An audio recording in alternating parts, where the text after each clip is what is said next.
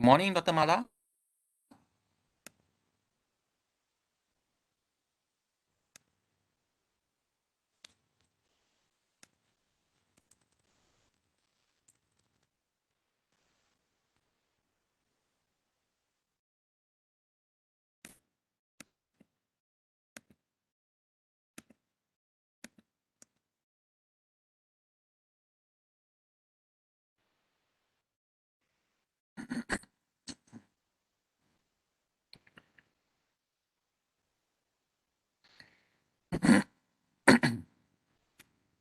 Halo? Halo doktor, apa khabar? Sihat?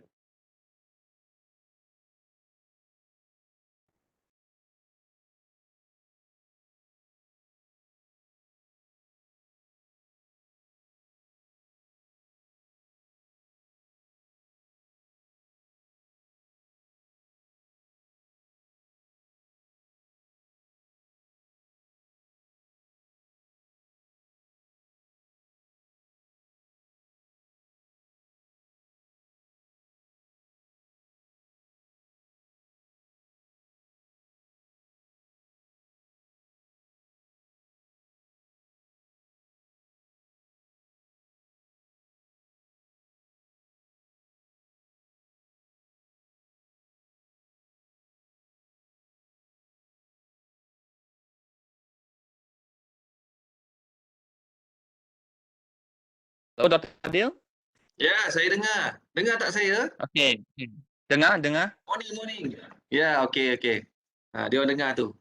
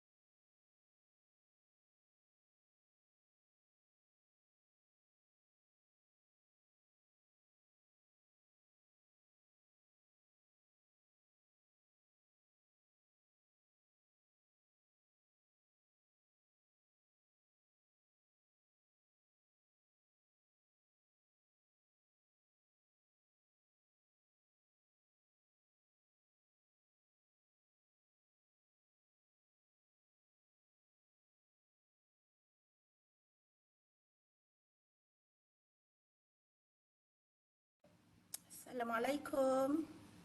Selamat pagi semua.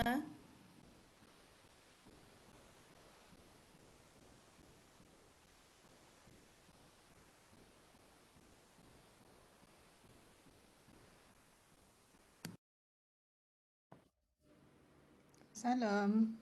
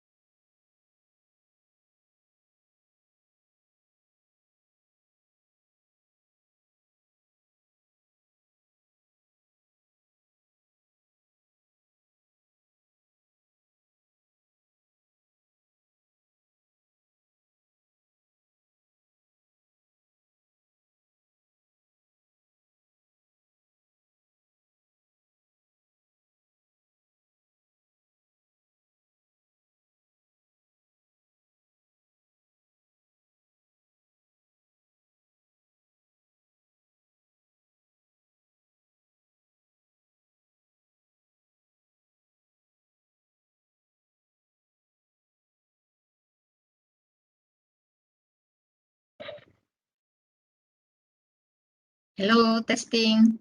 Boleh dengar? Boleh dengar ke? Boleh, jelas. Saya boleh dengar tak? Clear, clear, clear, clear, Dr. Siti.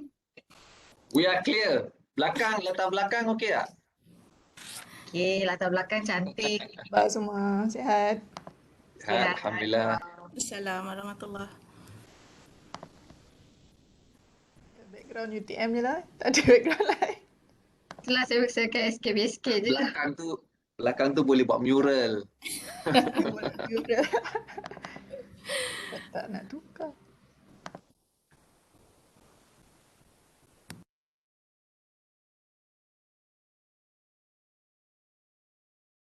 Okey, kita bersenam dulu ke Dr. Mala? Sekali Prof lah. Bersenam lah. Kan? Jangan stres sangat Dr. Mala. Part tu Puas saya pas. santai je. Part tu saya pas dekat Prof Prof bangun bersenam, saya bangun bersenam kan cair makeup saya. Lepas tu Dr. Siti dah boleh buat lah demo macam mana kan. Saya ada ni. Ni kena 3 jam ni. Saya boleh gunakan demo saya. Cik. Saya ada demonstrator. Dia kena ada sesi lain tu untuk kecantikan luaran dan dalaman. Yes. Hari ni kedalaman dulu. Dalaman dulu. Dalaman ni macam nak masuk gaung je. Aduh. Malah dia semangat sikit lah kan. Kalau tidak dia akan stres tu. Dr. Mala doing very well. Tahniah. Bukan senang. Last week you macam tak ada rehat ya? Last week GTD ya? Apa? Ya, betul. Ha. Betul. Last week Hebat banyak betul, BTTD. Dia in between vaksin tu yang buat saya apa gitu-gitu sikit ni. Lepas ni Dr. Mala vaksin kat mana? UTM, UTM ambil apa? Pfizer. Pfizer. Oh, masa saya dulu Sinovac. Saya Rasa pergi lelaki banyak dapat Sinovac lah. Ha, Sebab Prozen pun Sinovac lah. Sinovac kan? Oh, Dr. Mala dapat Pfizer. Kalau Pfizer biasanya dia memang top 10 lah. Top rank lah sikit. sebab saya dapat lewat kot. Sebab itulah aktif. Pfizer dia lebih aktif daripada Sinovac. So Sinovac macam kita orang biasa-biasa je.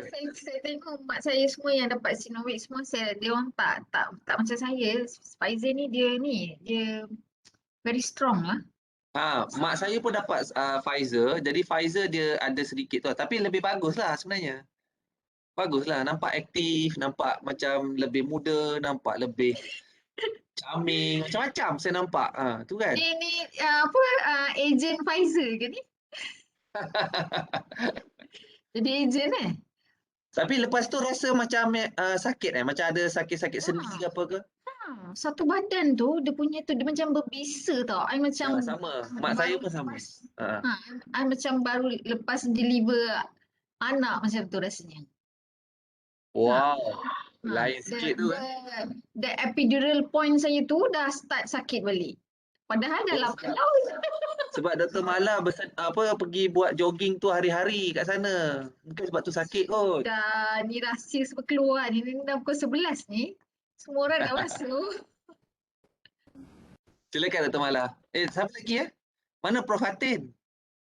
Lah mana Prof Fatin. Oh, Prof Fatin ada, sekejap, cek ni. Dr. Waisin dah masuk? Dr. Waisin dah. Dr. Waisin, Dr. Fatin. Oh, Dr. Fatin ada program lain lagi. Saya teks.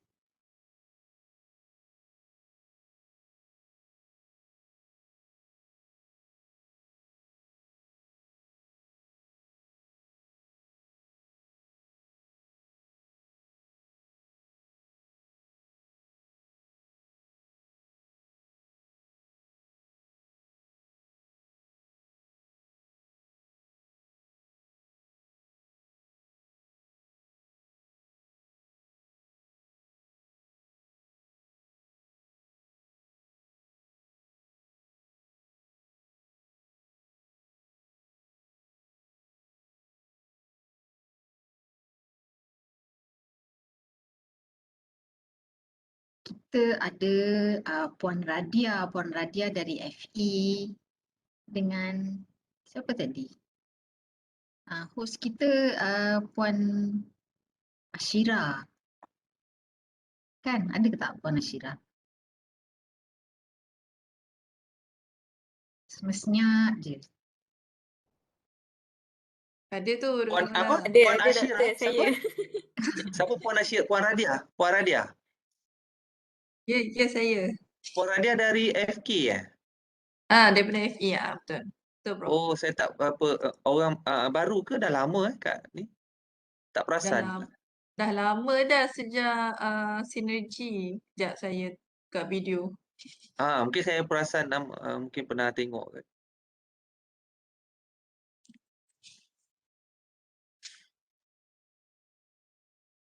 Oh, kat rumah lagi.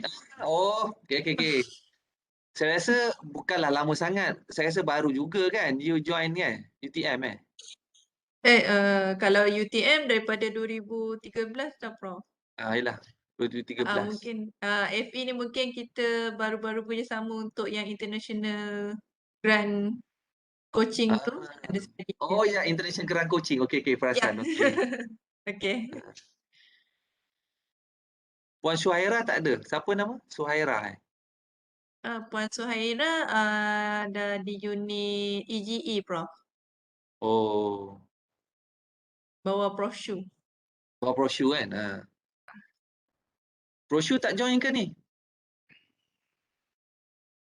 Ini kita open. Jadi Tak nampak dia ni. belum nampak. Nampak Pronaumi. Prof Naomi ada mesej saya, beliau ada bengkel. Okey. So, beliau mungkin dia serampang dua mata. Mana Dr. Mala punya gambar tu? Puan Radia tu pun buka gambar dia semata-mata kami request. Kan comel tu. Tadi dah buka dah. Belakang tu memang virtual background dia. Virtual. Oh cantik belakang tu. Nampak. SKB punya virtual background.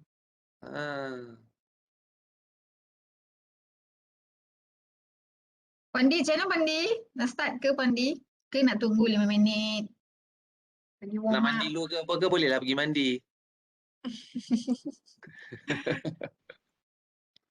Rasa Dr. Mala kita proceed Dr. Mala dah pukul 11 lebih ni. Itulah, saya pun macam-macam kena ni kan. Stres. Stress, relax. Okay, kita relax. Ambil nafas dulu. Kan saya dah kata Buat yoga senaman dulu. Baru tak stres. Spray energy mist. Dr. Mala dah ada tak? Amboi. Saya lepas ni doktor yang hadiah utama tu. Nanti saya lepas ni. Okey, patutnya Dr. Mala nantilah saya hadiahkan Dr. Mala ya. Sebab dia ada aromaterapi boleh hilangkan stres. Oh ya ke? Okay. Cannot help it. I dah mula berkempen. Sorry. Okay. Business woman memang macam tu. Alright, okay. Salam sejahtera, salam satu Malaysia, salam UTM Sanjungan Bangsa. Okay, a very warm welcome to all of you. This is Harnessing UTM Top Researchers, a sharing session by UTM award recipients, and they come from all sorts of background. And we have from batch 1, 2, and 3. And you are with me, Malarvili Balakrishnan. I will be anchoring this show today. It's going to be a very interactive show, and it has a lot of sharing from all the influential people in UTM. You can see, we are very lucky today. We have these prestigious UTM top researchers to share their experience, their guidance, and they are actually bukan calang-calang orang. They are big, giant mentor, role model. They do not need a big introduction. We have Professor, Engineer, Technologist Dr. Muhammad Fadil bin Madid. We also have Professor Engineer Dr. Sharifah Rafida binti Wan Alwi, and we have Associate Professor Dr. Siti Hamidah binti Muhammad Mustafa, and we have Associate Professor Technologist Dr. Ho Wai Shing, and finally we have Professor Dr. Fatin Alia binti Abdullah. Okay, we will hear from them on how to become UTM top researchers. And before we proceed, okay, saya nak minta 1 minit je beri laluan pesan dari penaja. Kita ada 2 penaja hari ini, okay. First of all, I have to mention that this is actually a part of All-Star program di bawah FE untuk Ambition 2025. Jadi untuk makluman semua, fakulti telah menganjurkan satu program ni, nama dia All-Star Researcher. Jadi program ni adalah berbentuk coaching. Dia macam mentor-mentee sebagai persediaan untuk membantu pensyarah baru memohon UTMShine. Apa itu UTMShine sebenarnya? Dia adalah satu strategi for harnessing and inspiring top-notch researchers and scientists at UTM. Dia merupakan satu strategi yang telah pun dimulakan oleh TNCPI bagi mendorong penyelidik muda. Okay, penyelidik muda tu muda berumur kurang dari 40 tahun. And this is some sort of anugerah. UTMShine ni a sort of anugerah that is given to young researchers below 40, and it come from in form of a grant for you to get inspired.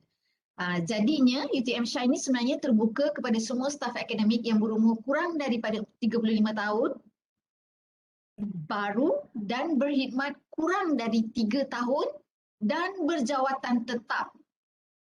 Okay, jadi kita berharap daripada perkongsian hari ini, staf-staf kita yang baru masuk, yang muda, yang kurang daripada 35 tahun ini dapat mengenali, okay, dapat sedikit panduan how to do this, how to go about this, how can you apply this special award and get involved with UTM research team.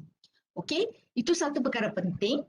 Yang keduanya, untuk hari ini kita sebenarnya nak buat program santai-santai, talk show, sharing with information of from the researchers to the young researchers, and for that we need you to be interactive. Okay, jadinya kita ada sponsor hari ini yang akan saya umumkan sebentar lagi di pertengahan rancangan. Okay, kita ada 10 hadiah misteri. Okay, jadi bagi participant who are willing to ask question, interactive, if you are participating, okay, then your name will be called upon to receive this mystery gift. So please don't miss this opportunity. Try to get involved. Okay? Alright. Thank you for your patience for listening to me. Okay, now without further ado, I rasa kita dah boleh terus ke rancangan kita yang ditunggukan oleh semua peserta di UTM. We will embark all the questions to them. Okay, so first of all, okay, mari kita dengar how the history, how it all started. Okay, how did you direct your ship in this UTM to become such a prestigious researcher? Shall we all hear from a lady first? Is it okay? Prof. Sharifah, are you ready? Yeah, thank you Dr. Mala. Prof. Fadil, jangan terasa ya dengan Dr. Ho. Kita beri laluan kepada lady sebab moderator hari ini lady. Okay? Okay, thanks Dr. Mala. Kita akan dengar daripada Prof. Sharifah. Silakan Prof. Sharifah. Right, thank you Dr. Mala. So just a brief introduction about myself bagi yang mungkin tak pernah jumpa. So my name is Sharifah. So a bit history of how I begin all my journey inside UTM. Saya start as a tutor 2004, tamat PhD around 2007 lah. So join as a senior lecturer also 2007. So antara awal-awal lepas dapat senior lecturer tu, I obtained my chartered engineer as well as professional engineer in 2010, 3 years lepas senior lecturer dan tamat PhD. And then I was appointed as Director of Process System Engineering Centre, Prospect, yang bawah Research Institute for Sustainable Environment. I'm also from the School of Chemical and Energy Engineering. So I was a Director of Prospect about 10 years lah, daripada 2011 sampai 2021. So lepas tu dapat Associate Prof dalam 2012 and saya tubuhkan satu spin-off company, tak as successful as Prof Hamidah punya spin-off lagi lah. So I have a spin-off company. The product is on energy. It's called Optimal Systems Engineering. Yeah, so the spin-off company we established in 2014 together with Prof Zainuddin as well as IR Dr. Lim Jeng Shun. So I get my professor in 2016 and after that pun dapat TS lah. So basically that's a brief overview about my progress. So I'm very active in all parts. So kalau nanti ada yang nak bertanya about how to be a researcher, feel free to ask so. I also have some experience in entrepreneurship, consultancy pun saya banyak buat engagement with industries and also on academic teaching tu taklah sehebat Prof Hairiah and team, rasa Prof Fatin lagi hebat kat situ. Tapi adalah some backgrounds and so on. So I think that will be a short introduction about myself lah as a start. Mungkin bagi yang lain lah untuk bercakap juga. Thanks Dr. Thank you, Mala. Prof. Thank you. But Prof, I just would like to add, Prof bukan calang-calang orang ya. She is actually, a woman scientist from Asia, among 8 best women scientists from Asia. Am I right, Prof? And because of all her contribution, she's also Asia's rising scientist. Okay, not only UTM rising scientist, Asia's rising scientist in 2020. So that's how experienced she has in order to get all this award. And she was promoted as professor at the age of 34. So suka saya highlight isu itu di sini supaya yang muda-muda ni bolehlah dapatkan aura daripada Prof Sharifah. Thank you Prof Sharifah. And now we shall move to the next panelist which is Prof Fadil. Silakan Prof Fadil, abang long kita hari ini. Assalamualaikum. Terima kasih moderator. Saya ingatkan nak habiskan woman empowerment dulu. Okey, saya rasa saya di sini antara Abang Long lah. Biasanya kita panggil Abang Long lah. So, saya Fadil. InsyaAllah saya dari Sekolah Kejuruteraan Awam. So, actually my niche area is more on the environmental wastewater. But during my PhD, actually I changed slightly lah kepada on the biotechnology. So walaupun dalam bidang kejuruteraan alam sekitar dan juga civil, so but I actually work with many fields lah, especially in terms of environmental research. But environment ni ada science and application. Jadi nak dipendekkan cerita, saya sebenarnya telah berada di UTM ini sejak tahun 1990. Kalau orang 1990-an ni biasanya dia zaman-zaman Jiwang Karat lah 90 something lah 90, saya 95 di sini sebagai pelajar. Dan terus sampailah pada tahun 2021 ni. So agak-agak dah berapa tahun lah dekat UTM. So saya melihat UTM daripada perkembangan awal dengan nama-nama kampung college daripada pokok kepada ditukar kepada nama orang dan sebagainya dah. Memang kemudian yang di Akek Meranti tu dulu adalah sebagai satu tanah lapang. Dan lepas tu dekat Career Center dulu adalah CP. CP tu dipanggil Center Point. Tempat di mana saya dan kawan-kawan saya pada tahun 90-an itu makan nasi dekat situ yang berharga RM1.50 hingga RM3. Itu pada waktu itu dah kira paling murah lah. Okay. Dan saya mendapat pendidikan di di sekolah biasalah. Sekolah saya adalah sekolah kampung je. Daripada sekolah rendah sampai sekolah menengah, pergi sekolah naik basikal. Jauh jugalah, dalam lebih kurang dalam 10 km lah zaman orang susah kan dulu kan. Tapi kenderaan tak banyak. Sekarang ni jangan lalu dekat ikut apa tu naik basikal, memang banyak sangat kenderaan lah dekat kawasan tu. Dan juga saya bekerjaya sebagai tutor, pada waktu itu tutor.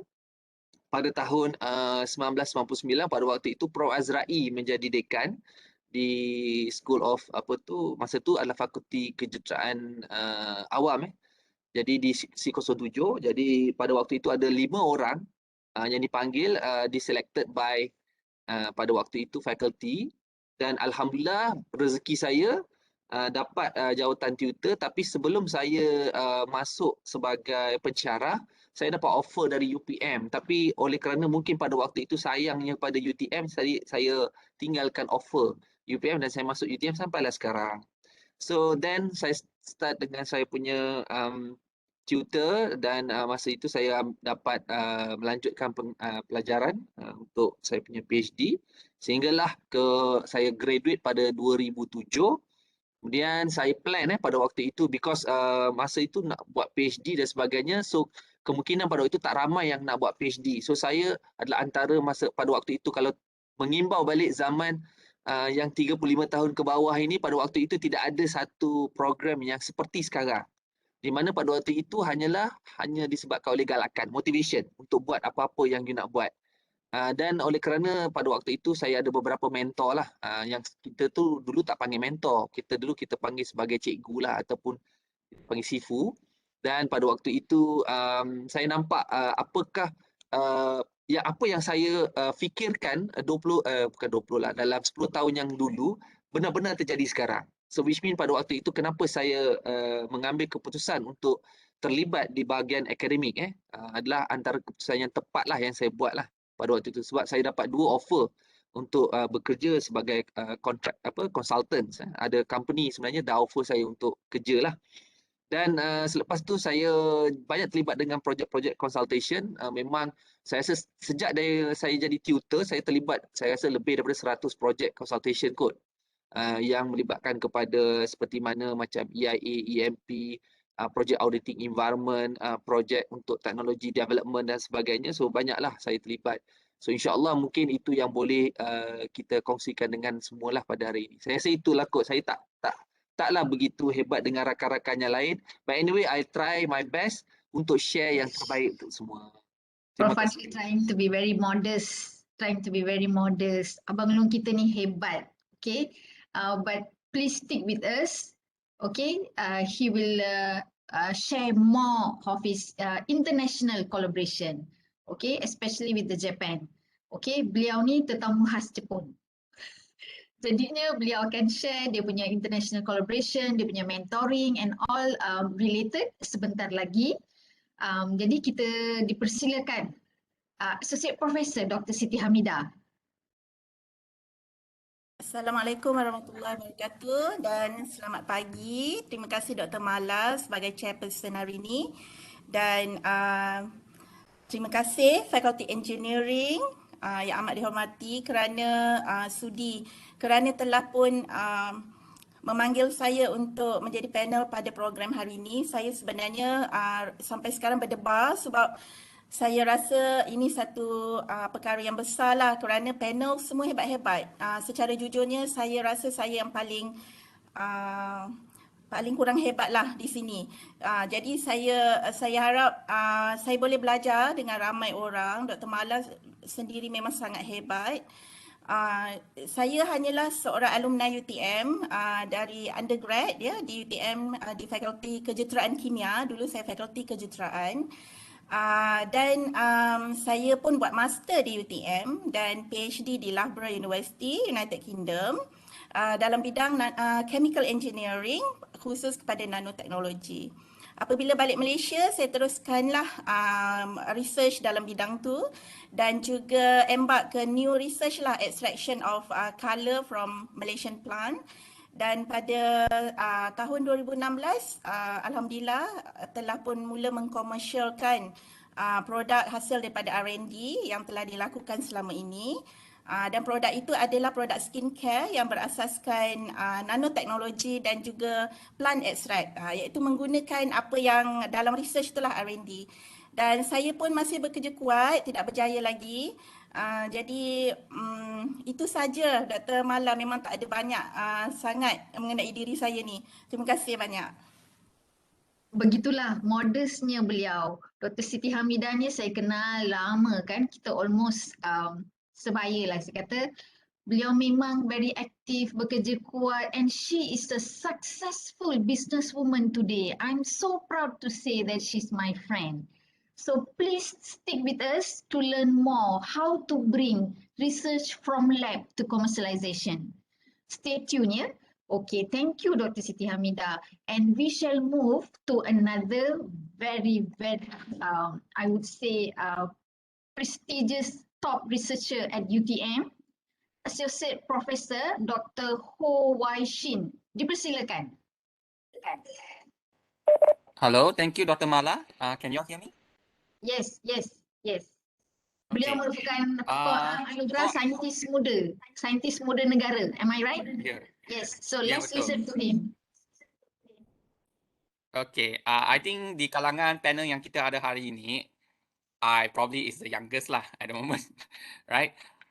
So saya dalam di UTM ni actually since 2006. So sebagai undergraduate student, so I was a UTM undergraduate student and graduate at 2010 where I directly joined UTM as a PhD candidate lah. Masa tu dalam proses system engineering dan juga energy economics lah in SKT. Then masa buat PhD itu, I pun ada dapat scholarship, Commonwealth scholarship to do a split side PhD program. So where I was given an opportunity untuk pergi kepada Imperial College London to do 1 year. Dia macam twinning ataupun attachment lah kita panggil kan. So after that, I come back, I directly join UTM as a lecturer lah sampai sekarang. So I think for me is that being the youngest here, which means in terms of experience pun, I don't have as much experience as all the other otai here, Prof. Sharifah, Prof. Fadil, Dr. Siti Hamidah, and also Prof. Fatin lah. But the thing is that since before I became a lecturer during my PhD, I was a very active, I dare to declare that I'm very active, very kepo if you want to call it. So I pergi kacau, cucuk semua orang. I nak buat research ini. I was asking other people what type of topic that they are doing. So I like to explore. So I have a passion in doing research and I would like to know more and identify more about what is happening around us. So during that time, I involved a lot. So I have a lot of publication. By the time I graduated, I think I have about 10 or 20 publication already, even as a PhD student. So that time I also got awarded the Chancellor Award. And before I entered as a UTM, I was also given the award of being the Young Scientist Award under IChemE, right? The Institute of Chemical Engineering. So I got that for the global award. And then after that, recently last year, I was declared as the Young Scientist, the nation Young Scientist lah. But I believe Prof. Sharifah was also one of the recipient back several years back. So for last year, it was me. So up to now, I have done a lot of research. Actually, I'm almost all over the place. I do a lot of things. I do not have a company, but actually I get involved with a lot of other projects. So I help out a lot of other professors on consultancy project, even up to policy making, right? Advising some states like DBKL, Pengerang, on low carbon society, on the development of policy on low carbon Asia and things like that. And now also I'm involving in certain projects like hydrogen roadmap as well as EV planning for Asian country. So I'm very active like in a way. Okay, so I guess that's what always people say, right? Being young, you got to be energetic. And I believe that is one key success on where I am today. Yeah, so I guess that's my sharing for now. Dr. Mala, I'll pass it back to you. Thank you, Saintis Muda Negara. We are very proud of you and I think it's not too late to wish you congratulations ya, sebab baru je lagi kan. Okay, thank you Doktor. So next as they say, keeping the best for the last. Prof. Fatin actually have some other program this morning. I hope she's already here. Are you here, Prof. Fatin? Yes, Dr. Mala, I'm concurrently running both forums at the moment. Yeah, okay. Thank you so much for accepting this offer. And over to you, Prof. Fatin. Okay, thank you, Dr. Mala. Assalamualaikum and good morning, everyone. Bahasa Melayu ke bahasa English? Is there any international staff here? Oh, begitu ya. Kita Do you santai hari understand ini. Malay? Understand Malay? Tak faham bahasa Melayu, kesian. Okay, sekejap orang lain cuma cakap saya tak faham. Okay. We move to English mode now. Okay. I don't mind whichever because I saw the post in English, so I was preparing in English. But since everyone started with Malay, so I'm like, okay, I'll be speaking Malay. But we'll try. I'll be speaking in camporization, if you understand.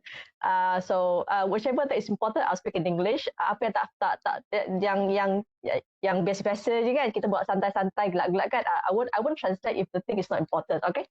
Alright, my name is Fatin. I'm from Kuching, Sarawak. Same with Puan Sharifah, orang kampung. I think I know all the people here, all the panelists here, and including the moderator. I will tell the history later on. I started my study at UTM in 1999, and I became a physics teacher. I'm a teacher. Saya cikgu sahaja, cikgu fizik. Okay, I was a teacher at SMK Bandar Baru Uda JB. Before I joined UTM as a tutor and continue my study and up to today lah. And I learned a lot from my experience in UTM.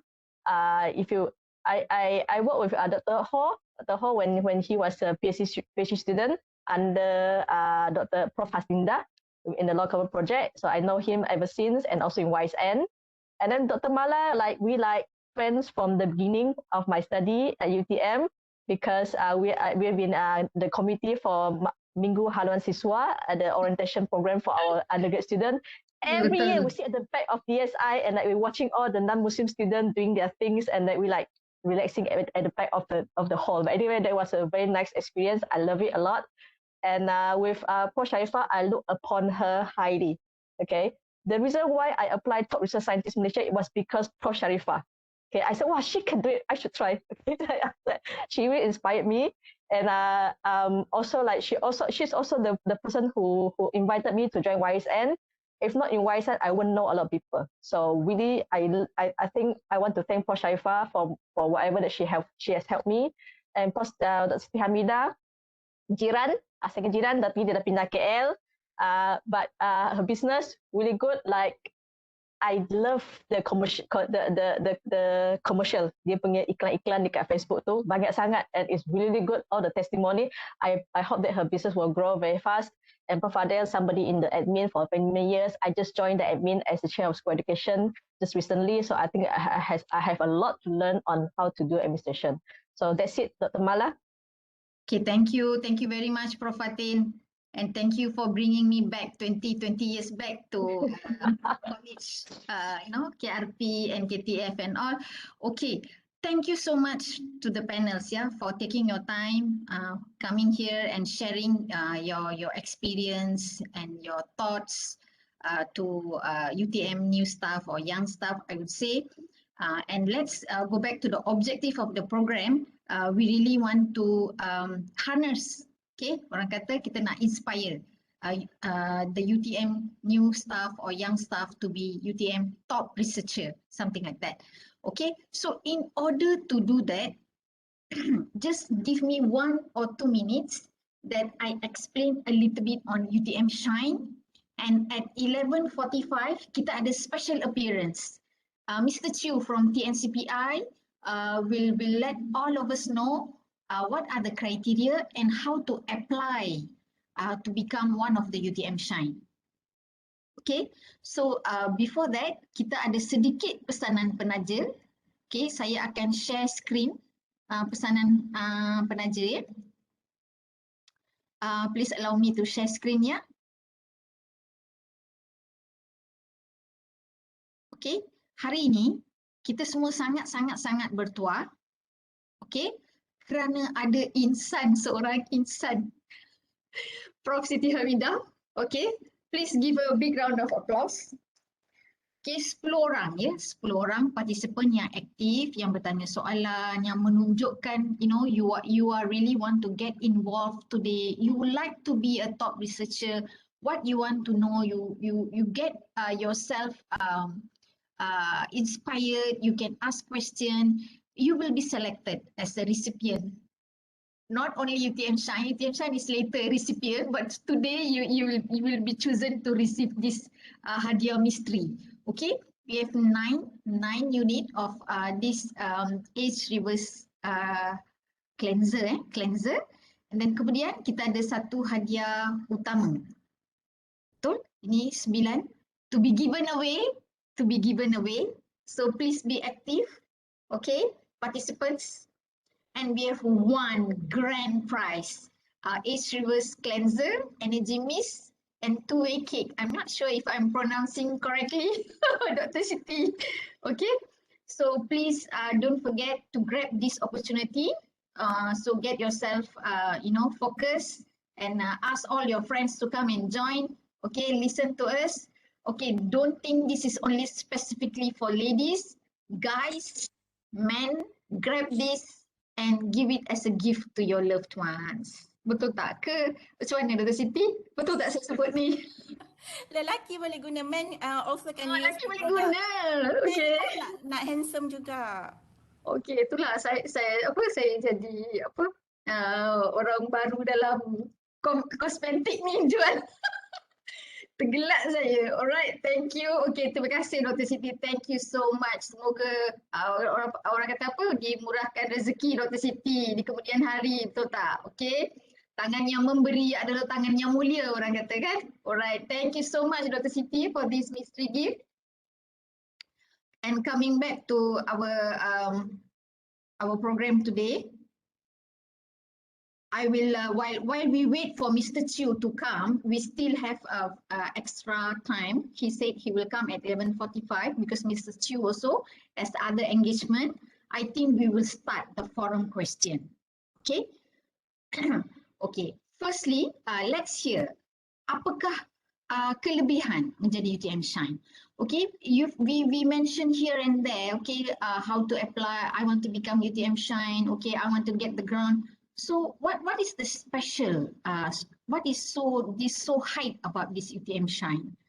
And what is it important? What are the most important criteria? How do you equip yourself to become one of these UTMShine? Can we start with Prof. Fadil? Prof. Fadil, can you please let us know how do you think this UTMShine can help in modeling our young researchers in UTM? Thanks, moderator. You actually quite smart to select me at first. I'm from the batch one lah, from UTMShine. Betul. So at that time, so we created, I think that times with me and Dr. Zainul lah. So this is among the batch one that actually offered by TNCPI that during in order for us to start something relevant, significant and impactful to UTM. And that time my age is less than 40 lah, of course kan, less than 40. So right now it's already over 40. So to be honest, the direction in terms of UTMShine, because we have a lot of discussion in order for us to start something in UTM, because in a very initial discussion, we want to make sure that this is actually something like the people from young generation, they know what they actually dealing with the universities, especially because we want to create a DNA on on research and innovation, because we are not asking you to do, but you are develop yourself. So that's the UTMShine's starting was on that. The second one is because of we want to create a kind of replication. It means that once we already in a shine, so we need to ensure that we can help and contribute something to the universities, and this is actually relevant to other the new staff or the incoming youngsters lah coming to universities. So we want to make sure that we build up a very what we call that a UTM DNA. Okay, so and then after a few times we recognize a few platforms if we want to shine. So shine is actually something like when we started with the paperworks to JPU, and also Dr. Zainul is one of our is actually our pioneer lah as the appointed presidents of our shine, and we try to make a kind of activity that this is actually a platform for anybody who like to be as a shine, who want to be as a shine. Macam kita kata something like we are creating a platform yang melibatkan kepada a few researchers from different faculties and school. So once we select those shine, it's actually coming from a very tangible approach. The tangible approach is actually your hash index, your citations, your publication, whatever it is lah, and as well as the impactful research value that can what we call that significant and relevant to others lah, to university as especially, and we'll be given a kind of money, and that time I think if I'm not mistaken for batch 1 kita dapat 50k. So 50k is actually for us to start something. So from I'm very lucky because UTMShine is actually providing a kind of few researchers that we can collaborate because they actually already shine at their niche area. So that's a position kenapa kita ada, because we are not actually can work alone, work in a silos. So UTMShine is actually from Datuk Fauzi to start on synergizing all the research entities in university. So I think that's one of my shot lah in order to introduce this UTMShine. So those actually been appointed as a shine, so you should be shine forever. Kan macam bintang-bintang di langit. Ramai orang nak jadi shine, tetapi dia mungkin dia jadi seperti tai bintang lah. Tai bintang sekejap je habis lah kan. Bintang tu dia berbilion tahun baru dia habis. Dan dia akan digantikan dengan bintang baru. Nanti kita ceritalah pasal tu. Okay. Thank you. Thank you, Prof. Fadil. That was a very clear explanation. This is one-way ticket, okay? You get the grant, then you cannot keep quiet. You have to keep shining. And talking about Dr. Zainul, because he's our Tok Pengulu actually, and Dr. Zainul is here today as well. Okay, Dr. Zainul, would you like to give 1 or 2 words? Can you? Can we hear from you, Dr. Zainul? I'm not sure if he is able to talk because this is a surprise. Hai Dr. Mala semua. Come on, Zainul. Dengar ke? Dengar, Dr. Zainul. Thank you. Sorry, actually, just want to thank Faculty Engineering for this session, this sharing session by all of our UTM Shiners. And seriously, I would really love to allow all of you to teruskan dengan session ni, ya. I would just love to be the participants this session, ya. Silakan teruskan. Okay, thank you, Dr. Zainul. Thank you so much. Okay, and we also would like to we kind of heard the history and apa kelebihan dan apa yang sebenarnya di sebalik UTMShine. Okay, can we also hear this from Prof. Sharifah, because Prof. Sharifah is also batch 1. She's from batch 1 of UTMShine. So what do you think of the special entity in this UTMShine? One should apply for UTMShine. What do you think, Prof. Sharifah? Thank you, Dr. Mala. Basically, I agree lah semua yang Prof. Adil atau Abang Long kita cerita tadi. Tapi among the things yang saya boleh add is antara kelebihan lah when you become UTMShine is they also train you on how to be a science leader. Ya. So contohnya sekarang ni bila kita buat research, kadang-kadang kita buat research sorang-sorang kan dekat lab and so on. So we become a silo researcher contohnya. But when you are inside UTMShine, kita jadi macam satu family. Kita jadi macam satu family. We have like for example bawah Dr. Zainul semua kita ada committee di bawah UTMShine yang akan datang. I believe yang junior-junior ni pun akan datang boleh contribute banyak as committee and so on. So we can be as a committee, we can think together as a synergy lah, synergy antara researcher UTM. And among the things yang bagi saya lah benefit of being UTMShine is the top management, they try to groom us as future science leaders. Yeah. So contohnya during my time and mungkin Prof Adil juga waktu batch 1 tu, we were appointed as liaison officer, district liaison officer untuk projek IISJ waktu tu. Waktu tu ada yang apa IISJ, penuh dia tak ingat. Yang Johor punya kan.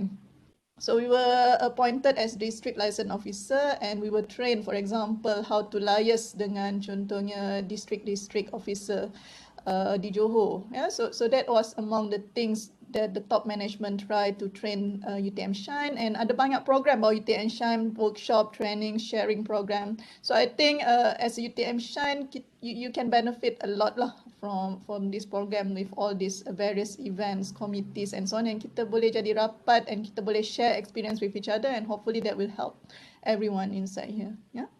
Thanks, Dr. Mala. Thank you, Prof. Sharifah. And maybe can we hear another one or two panelists on what do you think criteria penting?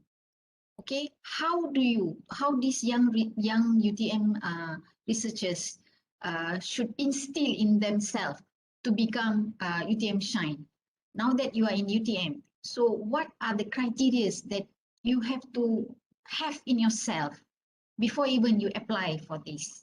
Prof Fatin, and maybe after Prof Fatin, Prof Waishin pun boleh berikan sedikit pandangan in this area. Prof Fatin, over to you. Masih Dr. Mala. So saya masa zaman saya batch 3 Yeah, batch 3 batch 3 we are still not in the mode like batch 4 and batch 5 and 6 batch 4 5 6 are the batch that you have to apply grant and then you apply UTMShine. Batch 1 to 3 as I understand was not like that. That was like they ask you, they actually offer you the opportunities, and then later on you submit for a grant proposal and get the grant. So it's the other way around. So when I was not UTMShine, I saw these beautiful pictures, photos of batch 1 UTMShine, batch 2 UTMShine. It's like, this is like great initiative, but there was no social scientist people face in the first poster. I was like, we were so left out. Maybe we not go, we not perform. So I felt like that is not the league, not our league. So although I put hope into joining UTMShine, to be selected as one of the UTMShiners, but I did not put the hope of joining it. It's like I know I'm not in the league. So there was no specific initiative or no specific effort for myself to go for it. And when I got the offer as batch 3, then I started to think that, they actually open UTMShine for social scientists. So I was like, okay, this is good. So since then, I actually encourage a lot of my social scientist friends to look into UTMShine and to be part of it. Because I think if I can be among it, of course they are much better than me. So I'm sure they can also be part of UTMShine. So I keep encouraging my friends, my colleagues from the social scientist area social sciences area to push themselves out into publication in terms of research, in terms of community project engagement. I think those are the things that UTMShine is really looking for. Like Prof. Sharifah just talked about being leaders in research. So UTMShine actually push you to that. When you're doing good in publication, you can publish, you can lead research that is in your own area, and then you transfer knowledge or technology from your research into community or commercialization. Okay, you are doing those are the fundamental things. So keep doing that for young researchers. Keep doing that research, publication, knowledge transfer, either community project or commercialization like Dr. Siti Hamidah. So keep doing that, and that will push your reputation up, and you will slowly become a leader in your field. And so UTMShine is here to polish you to become leaders in research, because you're already doing good in research publication and knowledge transfer.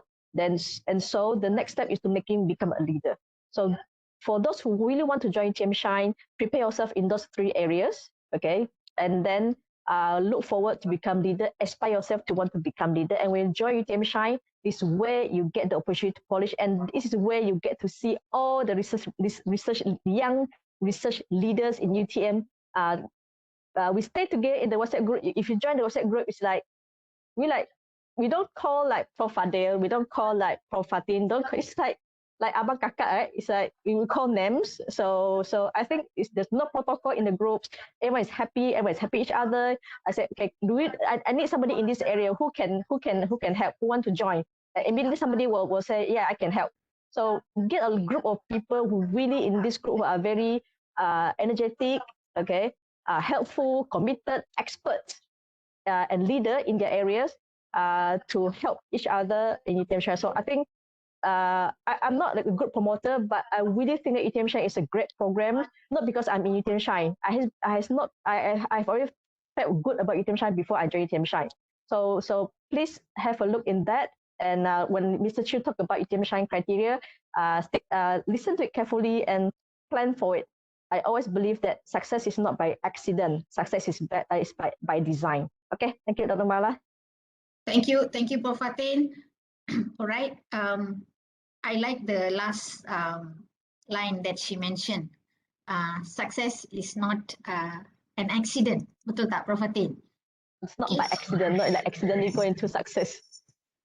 So I think I read somewhere that also, it says that, success is no accident. It is hard work, perseverance, learning, studying, sacrifice, and most of all, love of what you are doing or learning to do. I actually have it with me. Maybe I can share. Good. Is Mr. Chiu here? Not sure if he's here. I don't see Mr. Chiu's name in the list of participants. Maybe you can move on to Dr. Ho first. Or okay. I just want to show this slide little bit, if it's possible to share. Okay, I couldn't share. Okay, maybe Dr. Ho, Dr. Waishit. Okay. Yep. I can go you first if you want. Yeah, can you please go regarding the criteria that you have, like you are a young scientist, national level. So maybe you can share what are the tips? UTMShine initially when I joined, right? Yeah, it does go across my mind. It's like, if I go into UTMShine, does that mean I have more work to do? Like, is it more challenging, the things that I need to fulfill? Like, there is more attention, like more expectation. That is the feeling that I have before I joined UTMShine. Like, when I was given the opportunity, I was excited, but I was worried that there is the expectation that I need to specifically meet. So I was a bit afraid. But as I join into UTMShine, of course, it is not as bad as it seems. Everyone there is actually very friendly, and end up they become a source of motivation to me to actually do better in my research. Like seeing what Professor Sharifah have achieved, how Professor Fadil is going around getting collaboration from Japan and things like that, and how Dr. Fatin with her social science doing the life cycle challenge, the eco life cycle challenge for the schools and everything. So that actually gave me a motivation that, hey, I actually might want to be someone like them, right? And the good thing is that in UTMShine, most of the people there is just willing to share. So if you just open up and then you just ask question, everyone will give you a certain input, how they achieve their success and how to be a good UTMShine. Not just UTMShine actually, just how to be a good academician, a good researcher in UTM, right?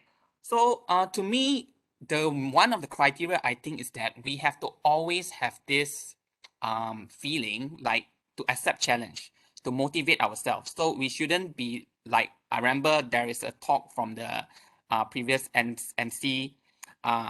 He mentioned something like, we shouldn't be someone that easily satisfied, be easily satisfied. We should always seek for progression. We should always look for things to improve ourselves. And I think that is the main thing that all UTM shiners should have. And another one I think was also mentioned, like what Prof. Fatin have mentioned, is team working. Always seek for people to work together. Don't work in silo, because when you work in silo, your mind, either you cannot open up to a lot of possibilities, like you always maybe just stuck into a certain idea. But if when you open it up, you listen to other people opinion, then that could actually broaden your mind and to be able to see things at a larger picture, and that can actually help in our research, right, to make us more creative in whatever that we are doing. So I think that's the few main criteria for me, specifically, that I have in myself, and I believe that's what leads me to who I am today. Yeah, Dr. Mala. Thank you, Dr. Washid. That was very profound.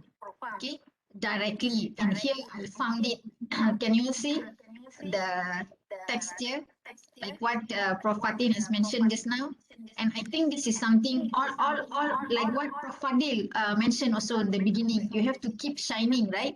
So you cannot say success is here. Here is the full version lah. Success is no accident. It is hard work, perseverance, learning, studying, sacrifice, and most of all, love of what you are doing. Betul tak? Agree? Okay, the love of what you are doing, and also the last sentence there is very interesting. Learning to do. Okay, so you cannot say, okay, by accident I get this and I get that. Okay, it is like there's so much of input that we put in order to come or in order to reach the goal. So thank you so much for sharing. And finally, we want to listen from another perspective, which is from Dr. Siti, because she has managed to bring the lab research to the real world platform, and she's very successful today. So that means her definition for success would be different. Okay, and we have to hear what criteria she has in herself. Can you share with us, Dr. Siti? Okay, thank you, Dr. Mala. I need to share the criteria for UTMShine, or the motivation question later kan? Sorry. Later lah. This one is just Later. for shine. Okay, faham. So actually, I would like, I love to share my own experience when I apply for UTMShine. Why I was very keen to apply. So I have 3 criteria. Firstly, because I think UTMShine is very prestigious group in UTM. And I want to be among UTMShine because of the KPI itu dah capai, H index dan apa peraturan untuk apply UTMShine tu saya dah capai. Jadi saya fikir it's very important for me to join this group sebab dia prestigious. Okay, so kita nak join orang-orang hebat, jadi kita boleh jadi hebat juga. So number 2, I want to get inspired. I love to see people very excel in their field. Contoh, kalau Dr. Fadil sangat bagus dalam consultancy, I will feel very happy to him. I rasa, wow, hebatnya, bangga sangat. Okay, nak jadi macam dia. So, kita cakap pada diri kita, kita nak hebat macam dia. Dan bila tengok Dr. Mala banyak terima award, kita pun, I nak jadi macam Dr. Mala. Tengok Prof. Sharifah pun sangat hebat dalam academic management, nak jadi macam Dr. Prof. Sharifah. So nanti bila kita selalu inspired by others dan kita happy dengan kejayaan mereka dan kita cakap pada Tuhan kita nak juga, nanti kita akan diberi kejayaan yang besar macam mereka tapi sesuai dengan diri kita. Jadi itu apa yang saya sangat percaya. Jadi cara paling mudah untuk berjaya bagi saya adalah setiap kali dengar berita kejayaan orang, kita kena happy dan kita kena minta Tuhan bagi pada kita kejayaan yang sama atau lebih besar. Saya yakin Tuhan akan bagi yang sesuai. Dan yang ketiga adalah stepping stone untuk kita achieve apa pun ya. Menyertai UTMShine ni adalah stepping stone for me untuk lebih mudah mengenali top management UTM. Mereka kenal, oh Dr. Siti dari UTMShine. Jadi lebih mudah untuk dikenali sebab macam saya cakap yang pertama tadi, ia adalah amat prestigious. So saya harap pensyarah muda dekat sini apply UTMShine. Setiap tahun, kalau tak dapat tahun ni, tahun depan apply. Mesti kena apply lah sebelum tarikh tamat, iaitu umur sendirilah tarikh tamat tu. Okay, thank you Dr. Mala. Okay. Thank you so much, Dr. Siti. I like it when you said that you have to be happy when other people receive and pray to God so that you get your own ikut kesesuaian you. You get your own, but you have to be happy. Okay, we work together so that everyone can get something.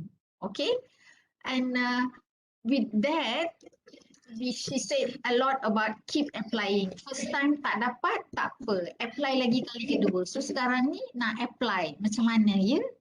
Mr. Siu dah masuk ke? Mr. Siu ada?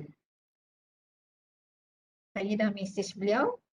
Dia tak nampak nama dia lagi dekat senarai Okay. participants. Okay, kalau tak ada tak apa. Kita teruskan. Sebab beliau ni special appearance. Okay? So bila dia masuk. Cameo. Okay. Okay, bila dia Cameo. masuk kita akan jemput. Tapi terima kasihlah so far. Okay, kita dah faham. Okay, macam mana this whole thing is going to inspire you. Now we can move on, ya. Kita nak dengar beberapa important points from this special panel that we have today. Can we, because the main objective today, like what if we come up with this forum is because they want to introduce mentoring. Okay, they want to have these young researchers pair dengan UTMShine punya group lah, so that they can get aura. Okay, they can get inspired, they get some ideas. So how do we go about this is I would like to share just one slide. We have two platform here, ya. Pertama, okay, saya harap saya tak boring sangatlah bila saya buka slide ni, ya. Okay, pertama, okay, All Star bawa FE program. All Star bawa FE program untuk Envision 2025. FE iaitu Fakulti Kejuruteraan, ya, Faculty of Engineering, mereka akan buat announcement untuk pemilihan ataupun matching mentor-mentee untuk membantu pensyarah baru memohon UTMShine. Okay, jadinya the age is if you are below 35, then when FE buat pembukaan ini, ya, All Star dipanggil All Star Researcher, jadi cepat-cepatlah mohon untuk dapatkan pementoran daripada UTMShine, dan daripada situ boleh apply untuk jadi UTMShine. Itu satu platform, itu salah satu platform, dan saya percaya FE belum announce lagi dan mereka akan announce tak lama lagi. Satu lagi platform yang baru UTMShine sendiri buat. Itu merupakan program sulung UTMShine, kita panggil GTD. So please allow me to just share this slide. Okay. Kalau semua perasan, ya, last whole of 6 months, UTMShine dengan kerjasama UTM Lead, kita buat program ni, kita panggil GTD, Growing Talent Development. This is another platform where you can get your mentor from UTMShine. Okay, again, I'm repeating, the word UTMShine itself is to reflect a learning process to inspire top-notch scientists and researchers. Okay, for the last 6 months program that we have, kita ada 4 fasa. For this 4 phase, first we had the penyusunan, meaning that we did the matching, mentor and mentee. Okay, the mentee is below 35, baru join UTM. They have been paired with the mentor from UTMShine so that they get to know what is happening, where to start, how to get inspired, and they are exposed to what international collaboration, research, and also what are the tips that they can get from these UTMShine mentors so that they can also become one of the UTMShine award recipient. So this is two platforms available currently at the UTM before you can apply this award. Okay, one is FE All Star, another one is by UTM Shine and UTM Lead, kita panggil GTD, Growing Talent Development, where you can try to get yourself involved and you can learn, get inspired, get some ideas, get nurtured and get involved and start kicking to become the UTM top researcher. So, do you all have any question? There is so much of talking by the panel and by the moderator. So maybe you have some question. You can talk now. Can we open? Remember, we have all the natural kiss product to be won.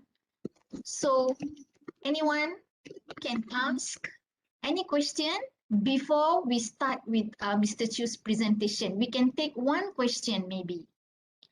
You can directly ask the panel or you can directly ask, we have also people from FE, and if I can answer for GTD, I can answer myself. Okay, you can ask. Anyone can ask one question. Okay, anybody would like to ask? Yes, yes. Can I ask? Silakan, siapa tu? Can I ask a question?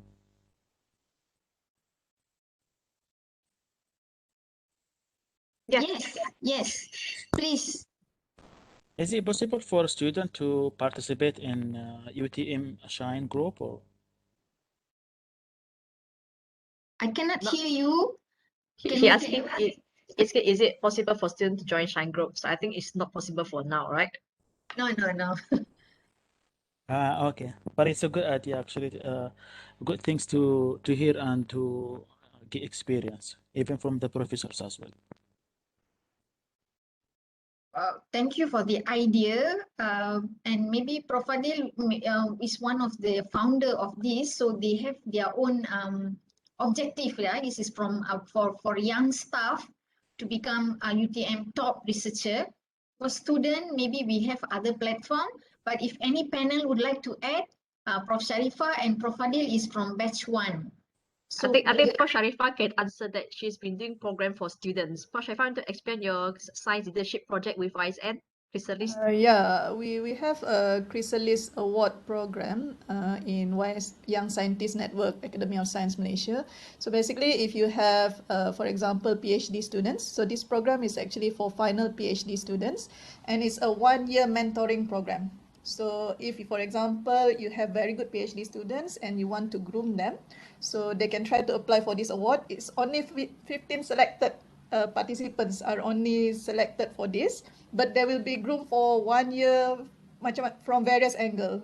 They will be groomed on science leadership, they will be groomed on science policy, science communication, and many others. So it's a very good program. So if you have very good students, we don't have UTMShine for that. So maybe you can promote them to join this Chrysalis Award. So we have it every year.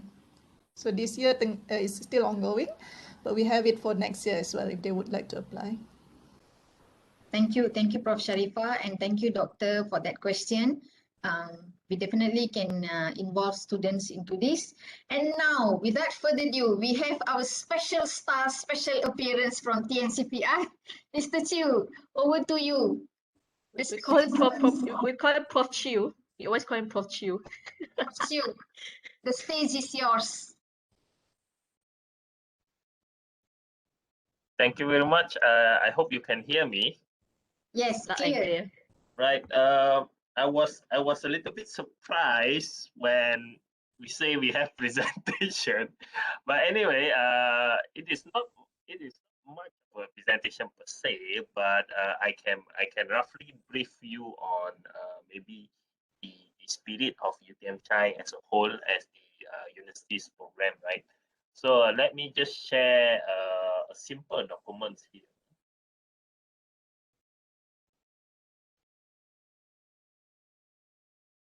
Right. So well, I am not exactly a very senior person in UTM, but what I do know is that back in 2014 or 2013, it was Prof. Azrai's term as DVC research. During that time, we have a couple of workshops. Basically, we want to develop our young staff. So that is where the original UTMShine comes in. They use publication as a benchmark. So case in point, citation, H index, and whatnot. And so that your office without light. Let me switch on my light. So anyway, that is the original spirit, but during that time, we do not have any budget per se. And the budget comes in or were allocated during starting 2015, where we have the first batch, and then the latest one is the sixth batch, right? So in general, we are taking still the same spirit. And since we are the Office of Research, we have these few criteria over here. You have to be young. Young at heart apparently is not enough. You have to prove it by the actual age, 40 and below. And actually, we give priority to research group leaders and members of our Center of Excellence. Again, this is just a priority. It is not a definitive. We would also prefer any candidate with at least external grants. It can be any external grants. And also, we would like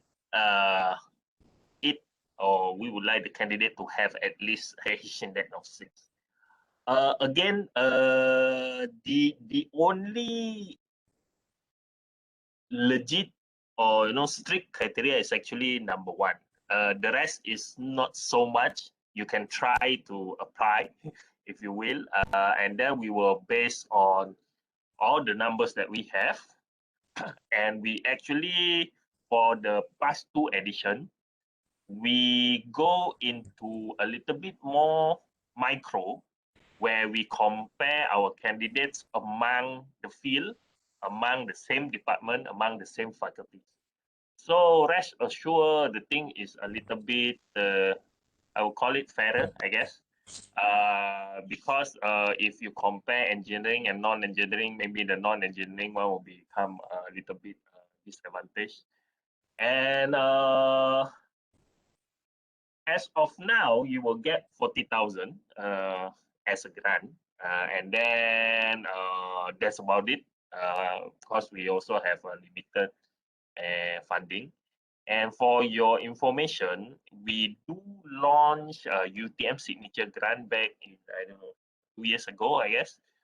This is on top of the 40,000, where those who are actually finishing their flagship grant, which is this 40,000, we open up another grant. I think it's like 100 over K, where only eligible UTMShine from those who finish their flagship can actually apply. So that is another program. Well, the spirit is actually more than that, where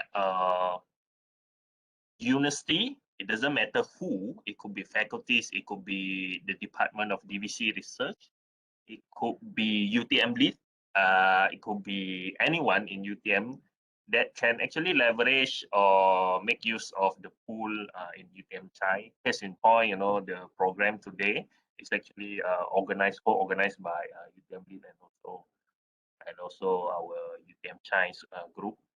That is the spirit. And as far as as far as our Department of Research is concerned, there are lots of like those small things where sometimes we invite UTMShine to come over for some brainstorming section. And I mean, you don't get official appointment letter of some sort, but we do sometime from time to time call the UTMShine in to give us some opinion. That's one thing. And second thing also, the big one was previously we have an agenda on Johor Innovation Valley where we appointed some of the UTMShine to become a district liaison officer, where they go to each district and negotiate projects, update projects, and become the coordinator for that particular district in Johor. And lately, we are monitoring our research and innovation blueprint 2025, and we have ROs, like 6 of them, to facilitate this report. And since we need academician for their inputs, so we appointed 5 of the UTMShine to become leaders of some sort, to for us to prepare report, do analysis, so that we as a whole, as a team, presented that findings to DVC research management, so that we would try to improve our processes, our achievement in terms of KPI and whatnot. And that's about it, actually. And UTMShine is not actually open all year round. Normally, it opens like once every 2 years or once a year. But then again, it depends on the money that's coming in, because the current model is that once you apply to become a UTMShine, of course you'll be screened based on the criteria or whatever. And then once you get through that, then you will go through second processes where we look at your proposal, because you need to write some proposal for your 40,000, right? So we will evaluate your proposal, and the combination of those two, the screening process and also the proposal, and then we will make our decision by, oh, welcome the new UTMShine and whatnot. So then we group everybody in the group, and then we let the magic happen. It is not, if you ask me, it is not a very, very official things where we have a structured training for UTMShine, whatnot.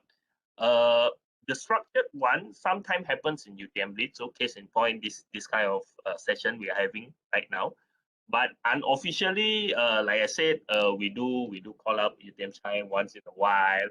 And also, like for example, Prof. Fadil himself, he always like try to encourage, let's do a project together. So again, this is all unofficial, but it serves as a you can call it a platform. It serves as a platform where you have this pool of people, young people, enthusiastic, 50, 60, not 60. I think currently it's like 86 people inside that UTMShine group, and they're free to mingle around and propose project and do whatever they want. And on top of that, we actually have the representative forming a executive council, if you will, that will from time to time engage with DVC research. And DVC research normally would meet UTMShine when the new batch is appointed, and then we group everybody together, the new one plus the existing one, and then try to have a chat. And then DVCI normally would would tell them what is his intention, or what he wish UTMShine can help university, right? And what else? As of right now, we haven't really think about those who are already, established, right? Beyond 45, maybe beyond 43, maybe. But we are looking to it. Actually, we wanted to make it like Young Scientist Network. And some of you actually, some of the UTMShine actually is currently in Young Scientist Network. we will see how we can model our UTMShine based on young scientist network, so that those who are graduated and those who are willing to stay on as an advisor, maybe we can appoint them. Right, as of right now, international staff is not currently in our UTMShine's scope. So they normally receive that question, but unfortunately, it is open only to a Malaysian. I guess with that, I open to any questions you may have.